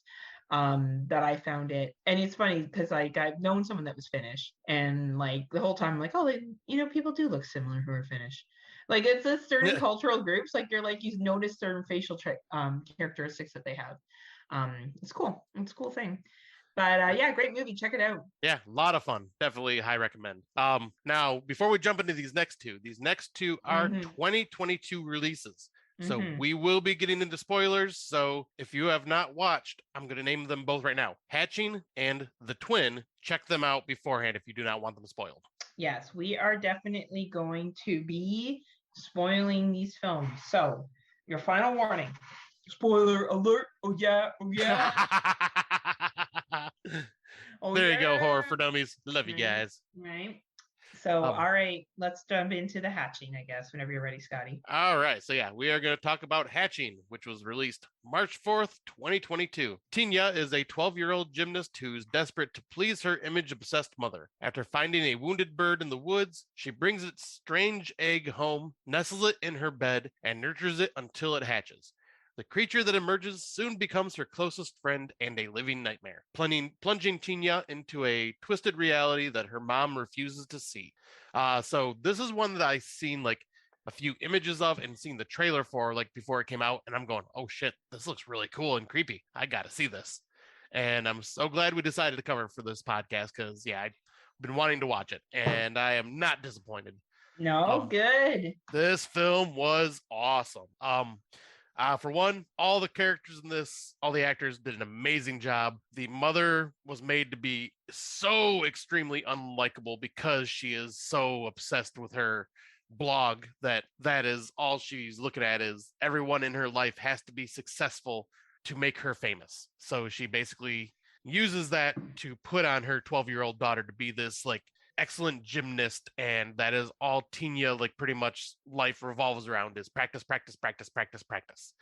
And then you have the father who is just not there. He's there, but he's just like, well, you guys do whatever. I'm kind of in my own little world. I think he realizes his marriage is shit. His wife is cheating on him, and he just doesn't care.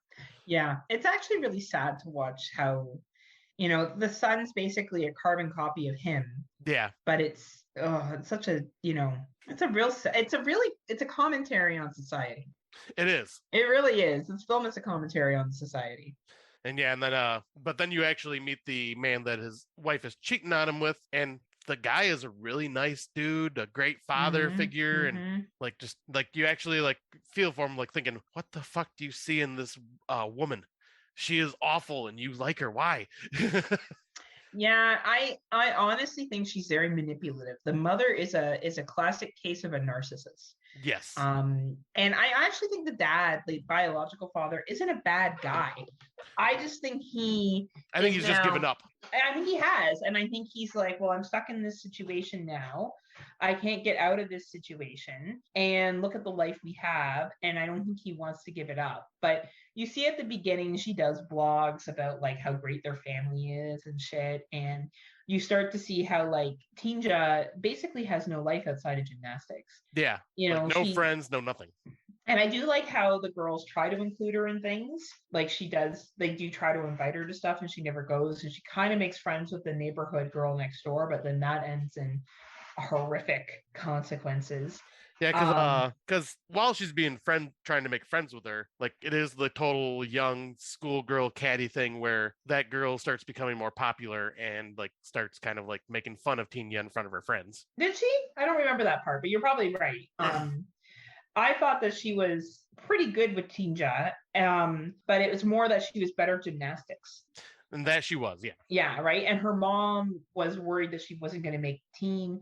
And really, like, we get the whole bird, with the egg thing very early on. Yeah. She sees that her mom kills the bird that flies into the house, like snaps its neck in half. Which is just fucking cruel. Very cruel. So we learn right away what kind of person the mom is. And when she gets the egg and she kind of takes care of it and it hatches, it looks really interesting at first. Like, it's almost like, I think it's a puppet. Is it a puppet? Yeah, it's either a puppet or an animatronic. Yeah, and it looks like almost like an ostrich. Yeah, right? Like with very big eyes. Yeah. And she kind of bathes it and she's trying to like nurture it, but it becomes almost possessive of her. So if something upsets her, like the dog barking next door or nipping at her or something like that, kills the dog. Yep. Like, because they have this connection to where, like, Tinya, like, can see what's going on in her head. Like, or can see that what the bird creature is doing. Right? And yeah, it's interesting how she catches her mom having the affair, and there's all this like trauma going on around her. At the same time, she's being pushed to do the gymnastics, and then the bird slowly becomes human-like and almost becomes like an us version. You know what I mean? Like, very similar to that character. Horror for Dummies did a review on this, and Luffy brought this up, and it makes perfect sense. He says he thinks this creature is a changeling. Yeah, that makes a lot of sense. Because you see right when she's like hugging the egg when she's very upset, teardrops on the egg, and you see the tear get absorbed into the shell of the egg, which is basically her putting her imprint on that creature. Well, she does the same thing with her blood, right? Her mom makes her practice switching on the bars until her hands are blistered and bleeding. Like, how fucking painful would that be as a gymnast? Right. To fucking do that over and over again. Like, it's very interesting what this movie presents. And the pressure of gymnastics, the pressures of what she's allowed to eat. Like, there was body image stuff in this. There was, expectations of society in this, parents putting expectations on their kids. It's really fucking dark. Like, it's a dark film. It's heavy. And it's also like an amazing creature feature because, this creature goes through 3 different forms, like as it grows. Like, it's obviously like the ostrich baby looking thing that's got some sharp teeth and just like looks more like a monster. Then it gets like somewhat human looking with like human features, but also its face is distorted and like still monstrous. And then it gets to the point where it's an identical version of Tinya, except for when it attacks, its mouth opens extremely wide with very sharp fangs. Yeah, and it kills for her, right? It kills that girl who beat her in gymnastics, and its name becomes Allie, and she tries to punish it by slapping herself, but it just comforts her. Like, I was kind of like, I felt like the character cared for her, like almost like a mother, like it was like a mother-sister relationship. I don't know. Yeah, like it was like it was being protective and like obviously like nurturing to Tinya, but at the same time Tinya was the mother for it. Like, and it's very interesting dynamic between the two of them throughout this. And it really is. It really is. And I think it's because of that connection. It's almost like a sisterly, motherly, daughterly bond. It's weird, and which makes sense for this film because like this creature is just strange and it kind of fits. And like I do love like that, unfortunately, because of all the stuff that this creature is doing, because whenever something causes Tinya distress, this creature goes after it. And when the mother decides, hey, it's gonna be a good idea, let's take you over to my boyfriend's house that I'm cheating on your dad with because you know about it, and let's just have you stay the night. That's not awkward at all, for one.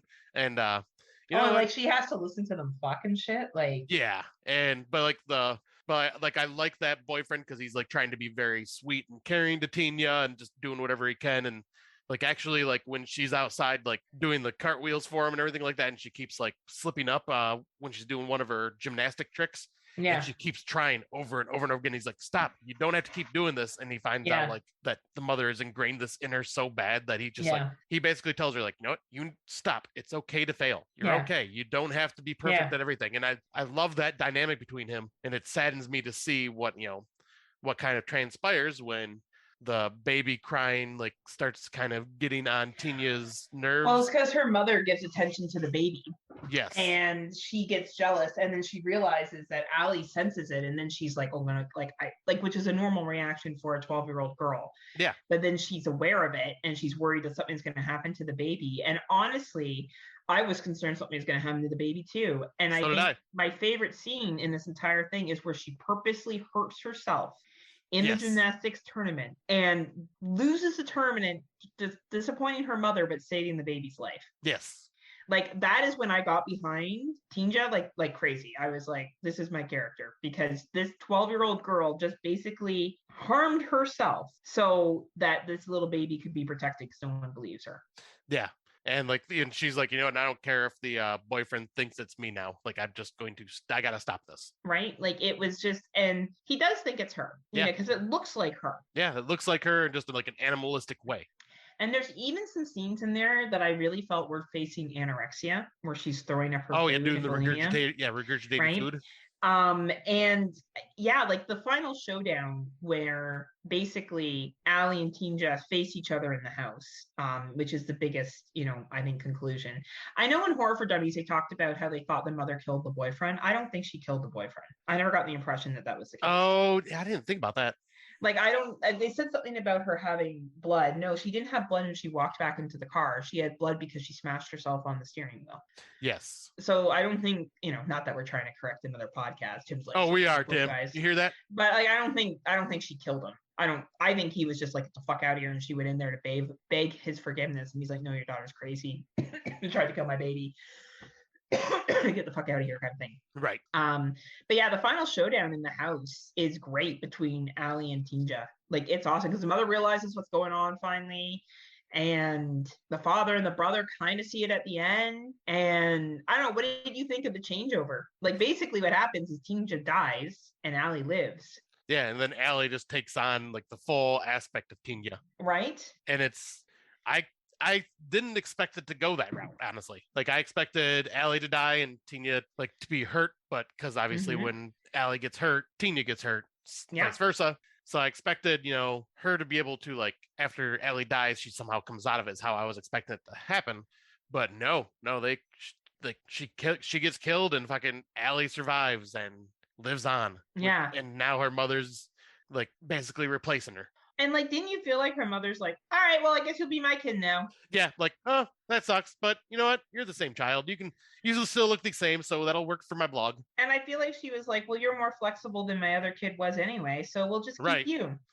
Honestly, that's what I truly felt happened in this situation. Yeah, same. Like, the mother was just like, whatever. It's not about, I don't care if I lost my daughter. It's all about me. I can work this out somehow and make it part of my blog. Right? Like, man, it was a really heavy film. I think this is definitely an excellent creature feature. I think if you just look at it, as Horror for Dummies says, if you just look at it from a creature feature standpoint, it's a great film. Yeah. It's entertaining. Its special effects are great. And then if you want to dig into the social issues that it talks about and the pressure of young women and the presence of social media and eating disorders and everything else, it's a fucking fabulous film. Oh, it is. One of the examples, one of the better films that have come out for 2022, for sure. 100% agree. Like, this is top 10 material for me. Oh, totally. Well, there's another 2022 here that we're going to talk about. I don't know if this is going to be top 10 material for you, Scotty. I almost gave a spoiler for this in our last episode. Yeah. But right. I'm glad we watched it so I could get you some more 2022s under your belt. Right. And it's a Shudder one. It was one that was picked up by Shudder, and it is in English, even though it is based in Finland and it is based on Finnish folklore. Yep. And this is number 60 for my 2022s. Yeah. Boy. So I'm getting up there. You're getting up there. I'm coming up. Scroll down the page a little bit. Oh, sure. Sorry, Scotty. That's right. Okay. There you go. All right. So the next film we are talking about is called The Twin, which was released April 6th, 2022. Following the aftermath of a tragic accident that claimed the life of one of their twins, Rachel and Anthony relocate to the other side of the world with their surviving son. What begins as a time of healing in the quiet Scandinavian countryside soon takes an ominous turn when Rachel begins to unravel the torturous truth about her son and confronts the malicious forces that are trying to take hold of him. Yeah, this one, nah, it's not gonna be in my top 10. This was very predictable with the way it played out. Oh yeah. Like it could have went a couple different routes, but either one I predicted. Yeah. Like so, yeah, basically, yeah, they have story starts off with them having a tragic accident with their twin sons, Elliot and Nathan. Nathan ends up dying, and Elliot is the only one left. The mother becomes pretty much helicopter mom and is extremely protective and like trying to do whatever she can to be like there for Elliot. And completely scared of him going out and wandering off on his own, being the boy, being a boy, which happens when you're a boy. Yeah. And the father is just like, obviously it's showing a couple grieving and trying to like cope with everything, and the father is not having any of it. He's not really interacting with Elliot at all, not really showing Elliot any love. So you're thinking, all right, so yeah, he's just completely lost and withdrawn now and just has no concern except for his wife. He doesn't care about his son or anything else. Yeah. Then Elliot starts asking, like, hey, now that we moved in this new house, can we move Nathan's bed in here as well? And like just basically like the son pretends that Nathan's there. This kind of reminds me of Goodnight Mommy, like we were talking. Yeah. And so I'm thinking, okay, so in his head, Nathan is still alive. Yeah. But it's not real. Or there was no Nathan in the first place, and there's something wrong with Elliot, is how I was picturing this.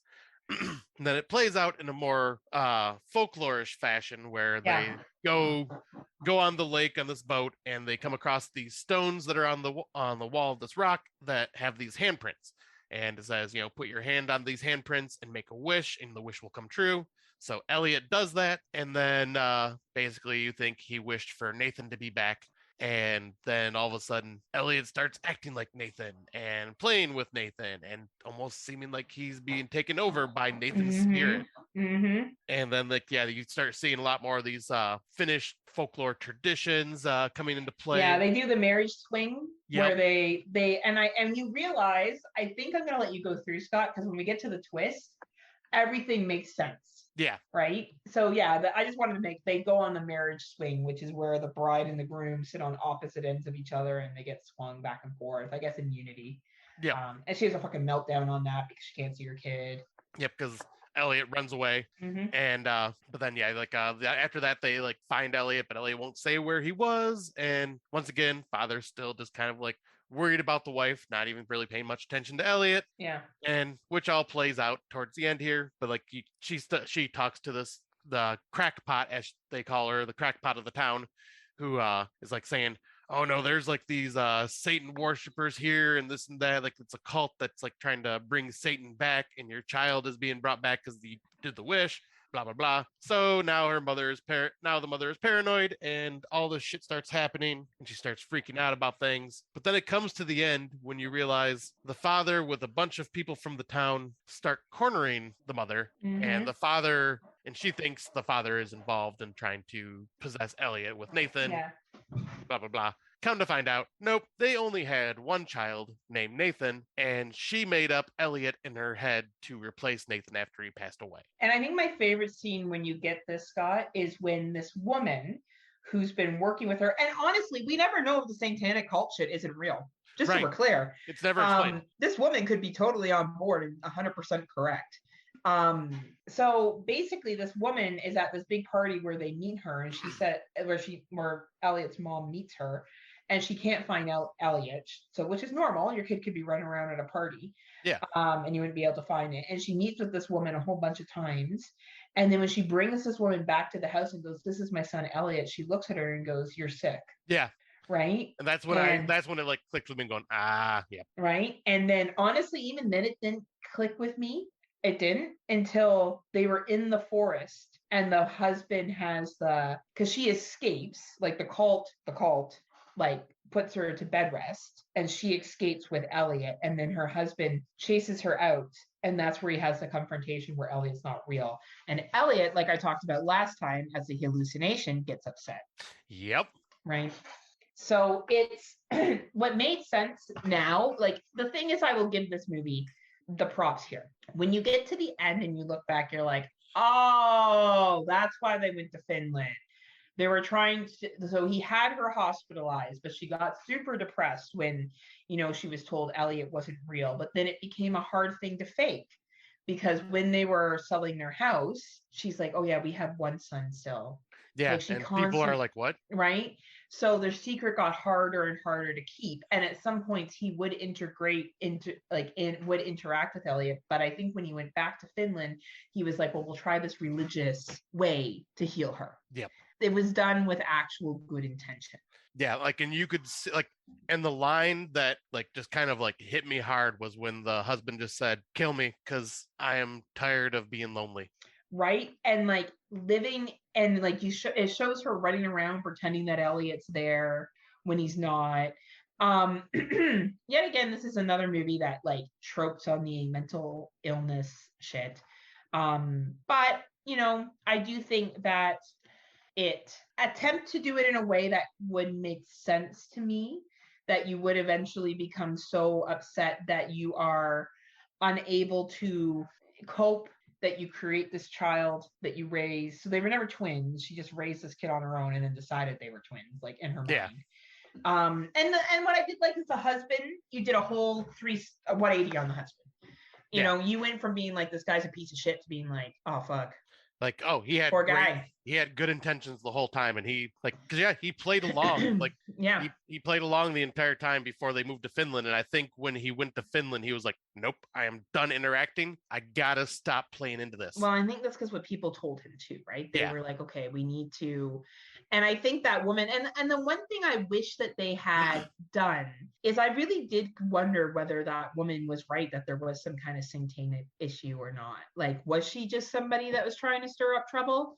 Or was there actually a problem? Like, was there a situation where her husband died because he was different? Or has she just not properly grieved? Right. Or Right. Or was this woman even real? Well, she was real, because they did clarify that she was. Oh, the villagers and stuff, right? That is like, yeah, that is true. Okay, yeah. So she was real. But yeah, it's and then, you know, the ending of this is there's a big chase scene between her and her husband, and she's believing that Elliot's in danger, and she thinks he kills him by pushing him off like into Saw or something. Like, what did he call it? Because Elliot runs away and goes downstairs while they're in this like sawmill, and Elliot's standing there, and like he notices his wife's freaking out and like still ignoring the fact that, you know, he's not real. So husband's like, fuck this, all right, I am killing the imagination. And he goes and activates the thing that dumps all the grain, and like basically trying to drown Elliot in grain. And when he does that, the mother freaks out and pushes him away from that switch. And when she does, he hits the fence collapses, and he falls to his death. Oh, that's right. And the part that's sad, because I literally watched this right before we jumped on record. But the part the part that just kind of hurt my soul is he's still alive, like sitting there bleeding out. And what does she do? She runs down and goes and starts digging through the grain of all the grain, looking for her fake son, while her husband is there just watching and like just in pain, dying. And she chose to run to the imagination instead of him. Yeah. And it's just like so heartbreaking to see that. And it's so powerful, the mental illness, right? Yeah. And then this totally plays out like Goodnight Mommy. The very end of this, you see her in the car, and all of a sudden the husband starts talking, and she looks over, and now her husband's there and happy. And she looks behind. Now there's Elliot and Nathan in the car as well. So now she's living in an imagination land with all the rest of the family. Right. It's very much a play on grief and suffering that happens when you are grieving. It's not a horrible film. No. I will give the twist credit. I did think it was done well. I just think it's an overplayed trope. It is. Which is going to be very interesting for Out of the Dark segment, Scotty. Yes, it is. In terms of Finnish, I think it was the culture of being in Finland, the one woman feeling like she was an outsider, the traditions that they were trying to do, the different approach that they were trying to take medically to assist her, was the biggest Finnish stuff. They speak in Finnish maybe to each other, there's a little bit of translation, but it's mostly in English. Yeah, and I like that in this. They don't give you subtitles for the when they're speaking Finnish, and because you are basically in her shoes, the American, going, that's right, what did they say? And you have no idea what she said. Yes. And I agree with you. I think that actually represents what she would be experiencing. Yeah, it's not, now that we're talking about it, I think I like it more talking about it. Yes. But I think that it was a trope for me in this film. Yeah. It was a trope that is really interesting, because when we exit this, if you have anything else left to say, Oh, that is it. it goes very nicely into our out of the dark topic, which is what horror tropes, I put troops on here, but it should be tropes, are we tired of? And this is a huge one for me.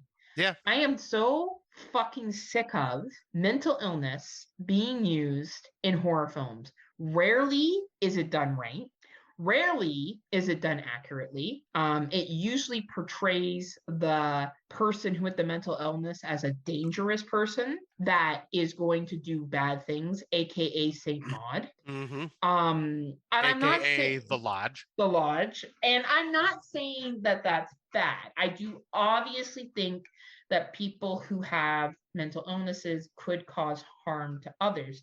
But that's not what stats, like, do a Google search, anybody, and look up some stats of who's more likely to commit the crime. The person with the mental illness or have it committed against them. It's people with mental illnesses that are more likely. Doesn't mean it doesn't happen. It does happen. And I get that horror has to capitalize on it. But I find it very annoying. Like, I just find it very rarely that it's done in a way that makes sense to me. I think it was an Apartment 13 that we saw last year, the one with Bree Grant. What was Apartment 213, I think. Was it Apartment 213 or 113? I think it was 213. Where the gentleman has a mental illness that he hallucinates an entire family because he is suffering from mold. Yes. And stuff like that. And when he gets rid of the mold, he's okay. And then he gets so lonely that he wants that life back. So he brings the mold back, and then you hear the baby crying in his head. To me, that showed how sad it was. He wasn't a risk to anybody. No. He wasn't hurting anybody. But his loneliness, to me, represented it. Rent-a-Pel, the loneliness. Yes. The desperation. One of the few films where I've seen where he becomes violent that I got, because he was caregiving for his mom for so long that it talked about exhaustion as a caregiver. Yeah. Made sense. 100% makes friends. And he makes friends with a person on a videotape. That's not there. Yeah, but he's just lonely. Awkward, right? Socially awkward and lonely. Right. That I can get because of the outside influence that was stressful. Now you can argue with the twin. Okay, sure. Like, I actually think the twin wasn't the worst reason that she created this kid and went through with it. Because trauma can cause all sorts of things. And losing a child, especially that young, especially if it is the only child, I can't even imagine. And the one thing I will give the twin, because I know we're going back to it for a second, but that's okay, is the effect that this mental illness has on your loved ones watching you go through this. Yes. That I actually think the film did it. If it hadn't been a trope that I had seen used so many times, I actually think this film handled it well. Yes. I actually think it talked about the struggles of staying with someone like that. I think it talked about the struggles of that mental illness being so powerful that you don't know what's right or wrong. I think it was very much similar to what A Beautiful Mind did. I thought A Beautiful Mind was very clever like that too. It's movies like The fucking Lodge. I didn't take my medication for 2 days and now I'm crazy. Yeah, I was just going to say. Yeah, it's shit like that I'm just like, fuck off. That's not actually accurate. And I know horror movies don't need to be accurate. It's just a trope that I am sick of. And it's my personal trope that I do not like. And we were talking about mental illness. Another one that does it right. After Midnight. The mental illness of depression and loneliness. Absolutely. It's basically this monster that's coming to attack him every night because that is the demon that he has to fight with in his head all the time. Absolutely. I couldn't agree more, Scott. Another example of mental illness done right. And it's not that we're saying that mentally ill people can't be the villain and they can't do something bad. Rent-a-Pel proved that, right? Obviously he murders his mom and tries to murder his girlfriend. So absolutely. But there was a buildup that made sense with that. Yeah. It wasn't he just stopped taking his pills and 2 days later he did this. Exactly. It was a lifelong issue and exhaustion from elder care. Yeah. That movie was basically saying this is what happens. Yeah. From the exhaustion and the loneliness of taking care of an elder. And it was real. That was fucking real of what the outcome is. Same with After Midnight, the depression, right? Again, more realistic and real. So I did find some list of tropes. So do you have one that you want to list before I give these and you tell me what you think? Yeah, this one is probably on that list, but the whole oh, I have no cell service in every fucking horror movie. It's like Right? okay, I live in Michigan and we are a state that has a lot of rolling hills and country, and we do have shit service, especially out in the UP, where it is literally just forest everywhere because the just signal just has a hard time reaching out there because of the towers and because of all the trees blocking the signal. So yeah, I can get it when it's like, oh, we're lost deep in these woods. Okay, I get those. But when it's just like, oh, we're out like in this area, for some reason I don't have cell service, and that's just like, oh, like, okay, stop with that. It's like either just don't bring up cell phones in general, just not give it a timeline of when this movie is taking place, or be like your phone breaks or you drop your phone in water like Funny Games did. Yeah. Like, something like that, like where it's, but I'm just so tired of the, oh, I can't get signal. Let me just keep trying for a bit. Oh, I can't get signal. I can't get signal every time. Every fucking time. Totally. I agree with you. It's like, oh man, it's 1995 and my cell phone's not working. Right. It's like, no, your phone will work. Your phone will work 90% of the areas that you go to, maybe even more than that. Right. Unless you're just like, oh man, I don't have enough data. That I would buy. Right. Or that my battery's dead. I have no way to charge, or about to die and I have no way to charge it. I would buy that shit. All right. So here's some of the top horror tropes found on Creepy Catalog. Creepy music forever warning the viewer. Oh my god, talk about fucking every Conjuring movie ever known to man. Oh my god. Like, guess what's happening? And that is gonna let you know. And that is totally an American movie trope. Oh my god. I guess to say North American movie trope for sure. Fuck. Like, hey, this movie won't be scary unless there's music to tell you it's scary. It's scary! Right? The funny thing they wrote in here, the trope goes like this. A young couple is walking at night and is about to enter a store. Suddenly we hear ominous opening chords of Beethoven's Fifth, and we already know the store clerk is going to be a werewolf who will decapitate them with a key. All right, the next one is also a Conjuring fucking The Turning and every other shitty fucking haunted house film. The jump scare! Oh my god, I feel like the Conjuring movies are built on this fucking concept. Yes. Like, the nun! The ghost! Yeah, like oh jump scares can be done well if they're used sparingly. Like the perfect, everyone tiptoes through a haunted house trying to make any noise with something. A very loud kitty cat jumps out and makes everyone in the movie theater jump. Yes. The worst is when or my favorite, it's a fucking slasher film. Fucking Scream did this. Scream fucking 5. You know where the kid's getting the plates ready for sushi that his mom's gonna pick up? And like he's walking, he opens the fridge, and then the music plays. Yes. Oh my god. Closes it, but nobody's there. Yeah. Fooled you. Honestly, like it's just, and I get it. There's some jump scares that get me and I think are really, really well done. And there's other ones where you're like, what the fuck is going on here? Yeah. Like, you know, when the whole movie feels like you're going through a shitty rinkety dink, like the fucking animatronic haunted house that you went through. Right. Right. Like you can do creepy ghost shit. Like We're Still Here. That movie does have some jump scares in it, but it leads up to it because you see the eyes. Yes. Right? You see the plumbers downstairs in the furnace room trying to fix the furnace, and you just see the eyes, and then you know something's fucking coming. Yeah. But like it's not like right, exactly. And it's like and I like those because it's like the blink and you miss it type like, hey, there's something in the background. Oh wait, shit, was there? Right? Like The Strangers. Yeah, Strangers. Another great fucking example of that done well. Yeah, if you're not looking same with I mean, Halloween has the music cues to signify when Michael Myers is there, the original Halloween. Yeah. But there are scenes where it's like watching Annie in the kitchen. All of a sudden, you just see the white pale face in the window behind her in the darkness. But then when she walks back, it's gone. Right? Stuff like that. Subtle without being like, yeah. All right, next one. Evil clowns. That one I'm not like. I don't understand when people are afraid of clowns. I'm honestly not afraid of clowns. I'm not afraid of clowns. The way I always describe this is the only time I would be afraid of clowns is if I'm home alone, I hear a knock at the door, it's like the middle of the night, and I open the door, and there's just a clown standing there. Okay. Then I'd be like, okay, I just shit myself. It's Art the Clown from Terrifier. Yeah. Right? Like, anyway, yeah, I agree with you. I'm not... I don't even consider that a trope. I just consider that a genre. Don't go there. This is where everyone in the audience knows that just because the lead character heard a rustling sound doesn't mean he should go explore something in a creepy dark room in the middle of the night while everyone else is sleeping. This is so true.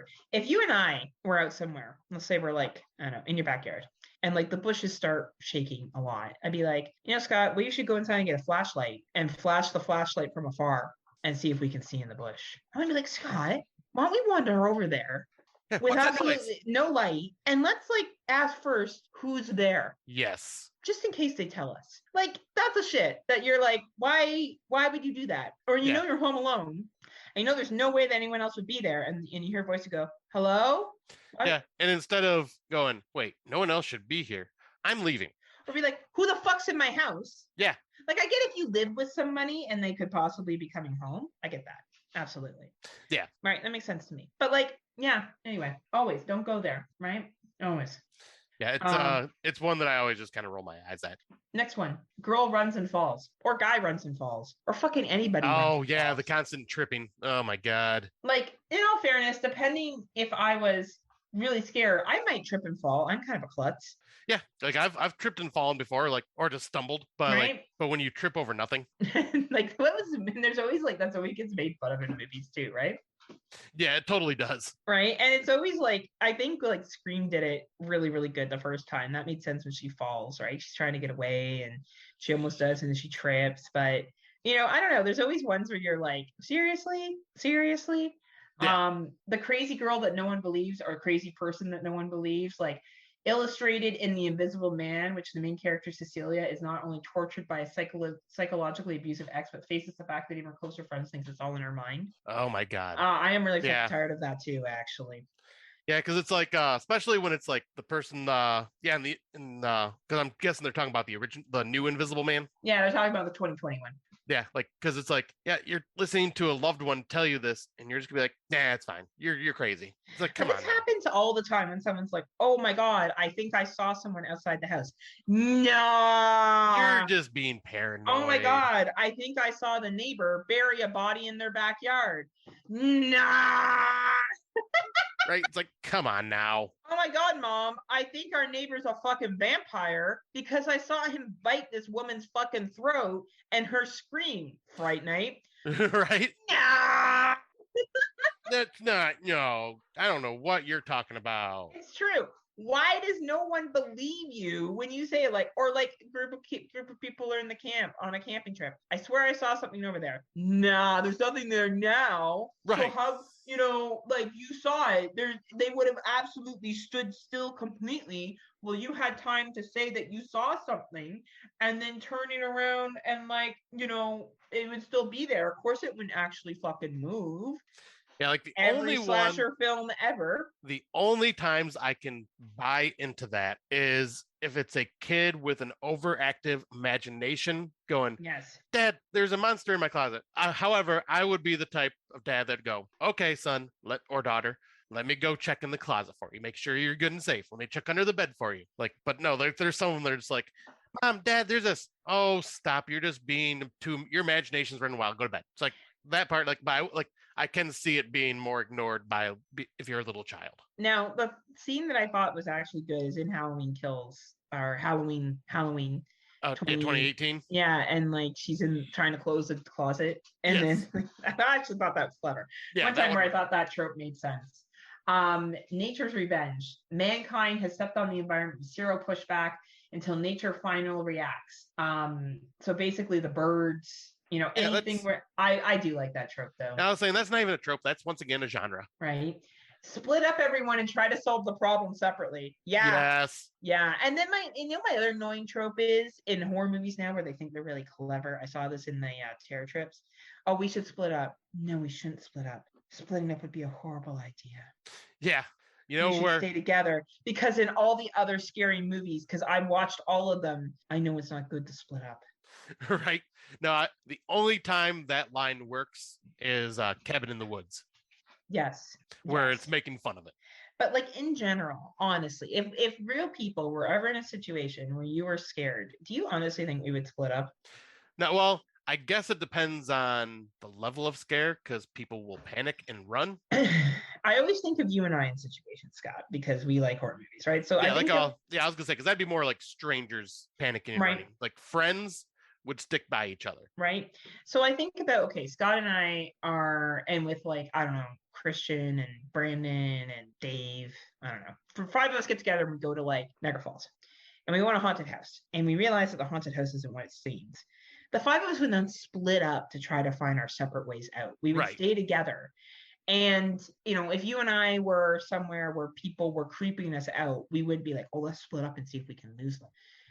Maybe if we were in a situation where we had to look for somebody, I believe in the buddy system, where you kind of walk off with one other person, and the two of you look together. If not possible, those 2 people go around and look for that person, so you don't have more people that get misplaced. The only time I see leaving somebody is if they are hurt and they can't continue, and you're in better shape to leave them somewhere where they can at least get shelter and hide, Right. and you go off to get help. That is the only time I buy it. Yep, only same. time, right? Underwater foot grab. So you're going through dark water and you get pulled under. I don't like that. I don't think that one's overused. All right. The expert. There's always an expert against all odds. When everything seems hopeless, an expert just appears and tells you how things need to happen. The exposition guy. Right? There's always like, oh my goodness, how do we possibly get this evil demon away? Hold on, I happen to be an expert on evil demons of the Pillsbury Doughboy. And I know its history and lore. I know everything about it and how to kill it. And now I'm here to help you, but I'll probably die in the meanwhile of trying to kill it. The end. Right. Right? And then what else do we have here? An older demonologist with newspaper clippings who explains the evil spirit origins. The character is usually an older woman who just so happens to be carrying a binder full of information about the facts that no one could ever occupy your house for a long time because it's haunted. Enter the Warrens here. Right, no shit. Right? Yeah, this is pretty funny. You do see that a lot. You see that in Japanese horror too. Yeah. To be honest, you see like, yes, I am the wise person who knows all about this. The evil doll that comes to life. Oh, well, yeah. Annabelle, Dead Silence. Once again, genre, not trope. Right. The Final Girl, very true. But people love it, and that's why it's always going to be there. Yeah, I'll say women empowerment. Right. The refrigerator door trick. Well, and the mirror trick. Oh, and the mirror trick as well. The medicine cabinet. I hate the medicine cabinet mirror trick. Yeah. Only movie I ever thought it was done well in was the film Mirrors. Right, where it actually made sense in that movie. And it was creepy enough that I thought it was well done. It's always like you look away from the mirror and your image is still staring at you. Now, mind you, it is creepy, but it's been overdone so fucking often. And now it's the new thing is, like you were saying with Scream 5 Cream, as Rob Humphrey would say. 5 Cream, yeah. But the whole, here's this trope. Let's let's get the music going. He opens the fridge, close the door, nothing there. Same with medicine cabinet now. It's like, here's this trope. Let's make you think there's gonna be something there. Right. Oh, there's nothing there. It's like, all right, now I'm tired of that. The movie's like, I'm so smart. I bet you didn't know. Like look at me make fun of this trope. Now that I've made fun of this trope so much that this has now become a trope. The best scene in the refrigerator door scene is the movie. I'm trying to find it if I can locate it. It's a movie called Blink. And it was a horror film, or maybe it's called Don't Blink. Don't Blink 2014. So this is a movie that literally stars no one of real importance. Brian Austin Green's in it. But it's actually a really interesting film. And it's a scene that if you blink, people disappear. And there's a scene where one of the chicks is making sandwiches for everyone. She opens the fridge door, covers her friend, closes it, and the person's gone. Okay. Like the person's talking, she opens the fridge door, she closes it, and the person's gone like that. I did actually think that was well done. One of the few scenes where I felt that was good. A diverse group of teenagers who wander into a haunted burial ground one by one instead of all at once. Yeah, very true. Yep. Or a diverse group of people that are friends that you would think like would never be friends in public are actually friends. No cell phone service. You were right. It's on here. I had a feeling it would be. Lost critical items like a key. Now I found my key. Suddenly the car doesn't start. Oh, yeah, the Right? car not starting trope. Oh my God. Car has been working fine up to this point. The know-it-all type. This guy does not believe in facing the serial. Who does not believe in now facing the serial killer on Halloween night is decapitated. Like the person who's like, it's not true. None of this is fucking true. You guys are imagining it. Oh my God. I think we see that in every single fucking movie I watch on a weekly basis. Oh, we totally do. On a weekly basis, every horror film, there's somebody that's like, this is bullshit. It's not actually a thing. We saw that in Rare Exports. The other kid's like, Santa Claus isn't like that. That's bullshit. This is true. You're such a baby. You believe in stupid things. The Abandoned Place, vengeful spirits take over. The vengeful spirit, of course. Every fucking ghost movie ever. Yeah. Some spirit's fucking pissed off. Every Japanese fucking horror film. Right. Why is Samara mad? She is. Why are they mad in The Grudge? They are. Why are they mad in Suicide? Not Suicide Club. What's the next one? The one with the call. Is it just called The Call? Miss Call? Oh, One Missed Call. One Missed Call. Why are they mad? Just start. Kids that died. Now the spirits are pissed. Now they're angry. Oh, they're mad. I'm gonna follow you for the rest of their fucking lives. The weapon is just out of reach when you're being choked. Oh my God. Yeah. Constant. That happened in The Twin. Happened in The Twin. The lights just happen to turn on one by one as the killer approaches. Yes. Very much so. Where I thought it worked well was My Bloody Valentine. I can't remember if it was in the original, but the remake where the killer's smashing the bulbs as he's walking. Oh yeah, it's great. That's actually love really that. good. See, sometimes the trope can be good. Running down the middle of the road while being chased by a car. Oh my God, yes. Like instead of like running off the road. Yeah, like that's why I love Christine, but there are scenes in that where it's just like, dude, veer off the road, hop a fence, get cars like that cannot fucking go off-roading. Right? Or like Strangers Pray at Night, where she's running, being chased by the car too. Right. Well, that one kind of makes sense because she has nowhere to go because she's stuck on that bridge. Oh, yeah, but there's a part where it's like the regular road. Oh, yeah, yes, that is true. Right? Yep. Yeah. It wasn't really dead. Oh you my think God. it's dead, Yeah. but it's not dead, and the killer comes back for one last kill. Enter every slasher creature feature ever. Yeah. Deep Blue Sea. Yep. Right. Looking good after the demon exits your body. Yeah, like you're fine.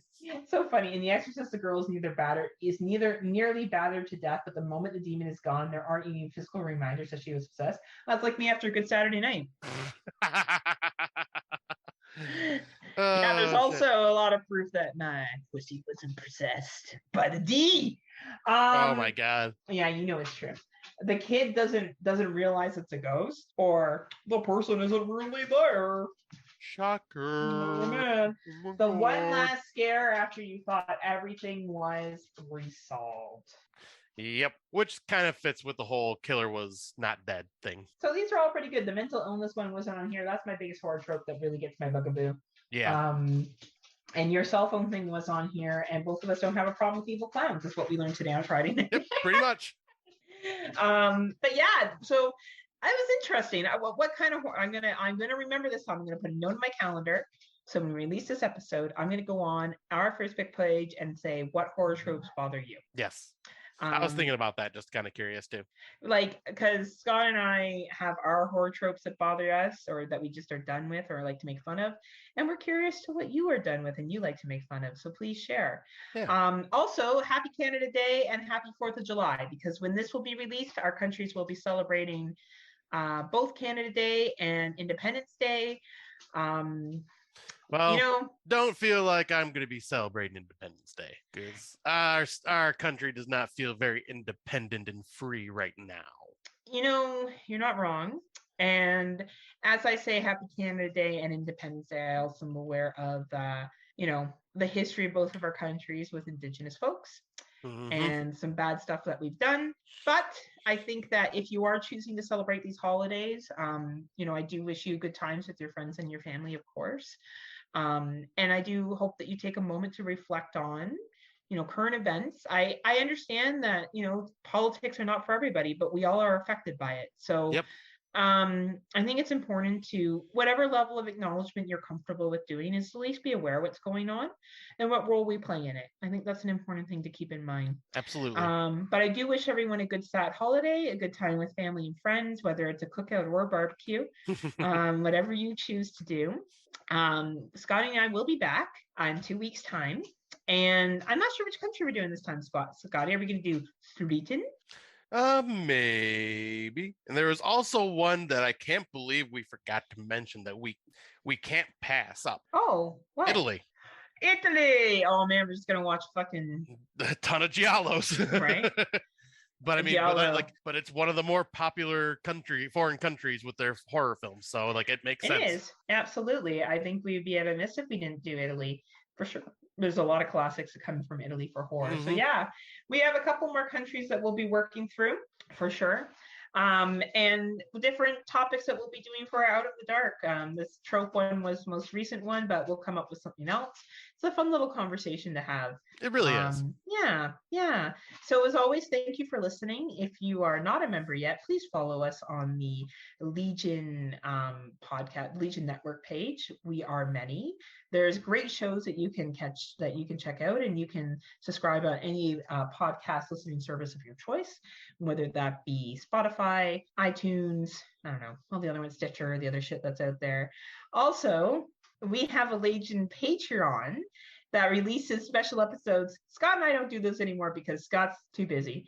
Maybe we'll do one of our top 5 dinosaurs after he sees Jurassic World Dominion, because he's built up that it's going to be so good. Oh my God. So, Scotty, if people aren't a member of Legion Patreon yet, why not? What are you waiting for? What are you waiting for? What are you waiting for? It's the best. And never stop being old, Scott. I don't know. We're going to be like 80, and I'm going to be like, I don't know, not even know where I am. And I'm going to be talking to people that aren't there, and we're all going to pretend like that's fine because it's a horror movie. And another horror trope. Don't you hate when people in found footage? I think this is your specific thing. Don't give the reason why they're still filming. Yeah, I think that's something that you really hate. Yep, because it just makes no sense sometimes. Scotty's like, why the fuck are you still filming? Right, drop the goddamn camera and run. Run like a motherfucker. So yes, please join us on Legion Patreon. We would love your support. Both Scotty and I are patrons. We are. Because we are many. Yeah. And pay attention for many adventures of Scotty and I. Like a little book. The Adventures of Heather and Scotty. It's just us sitting around and drinking, by the way. It's a choose your own adventure book. Can you choose the one where Scott and I nap and drink? Will Heather kill Scott? Maybe. I don't know. You have getting less of my shit. You have less of tolerance for it as time goes on. It's true. You're like, shut the fuck up. Though I did realize you're turning 41 this year. Wow, you're old. You're like a grandpa. Come here, sweetie. Let me tell you a story about my time. I remember when Gremlins was first released in the movie theater. I got some Werthers for you. So creepy grandpa, other horror trope that we don't care for. Creepy, could do though. Creepy old person, fucking Jeepers Creepers, Texas Chainsaw Massacre. Creepy fucking old people that just exist in film for the sake of being there. Crazy Ralph. Crazy Ralph. Crazy fucking old people. What was the last thing I was going to say? Oh, we were on a Horror for Dummies episode with Tim Davis and Rob Humphreys. Yes. Also known as Rob Hungy. And it was epic. We talked about franchises, and I was a little buzzed. So it was a lot of fun. And tired because we did it late at night because it's Australian time zone. And you get to hear Scotty get salty. Oh yeah, salty. So salty. With extra salt on those French fries over there, right, Scotty? Give you high blood pressure. He's so salty, he'll make your blood pressure go up to the fucking roof. Yeah. Anyway, what do you have to say to the good people, Scotty? Thank you all for listening and joining us on this wonderful journey as always. And until next time, kiddies, unpleasant dreams. See ya.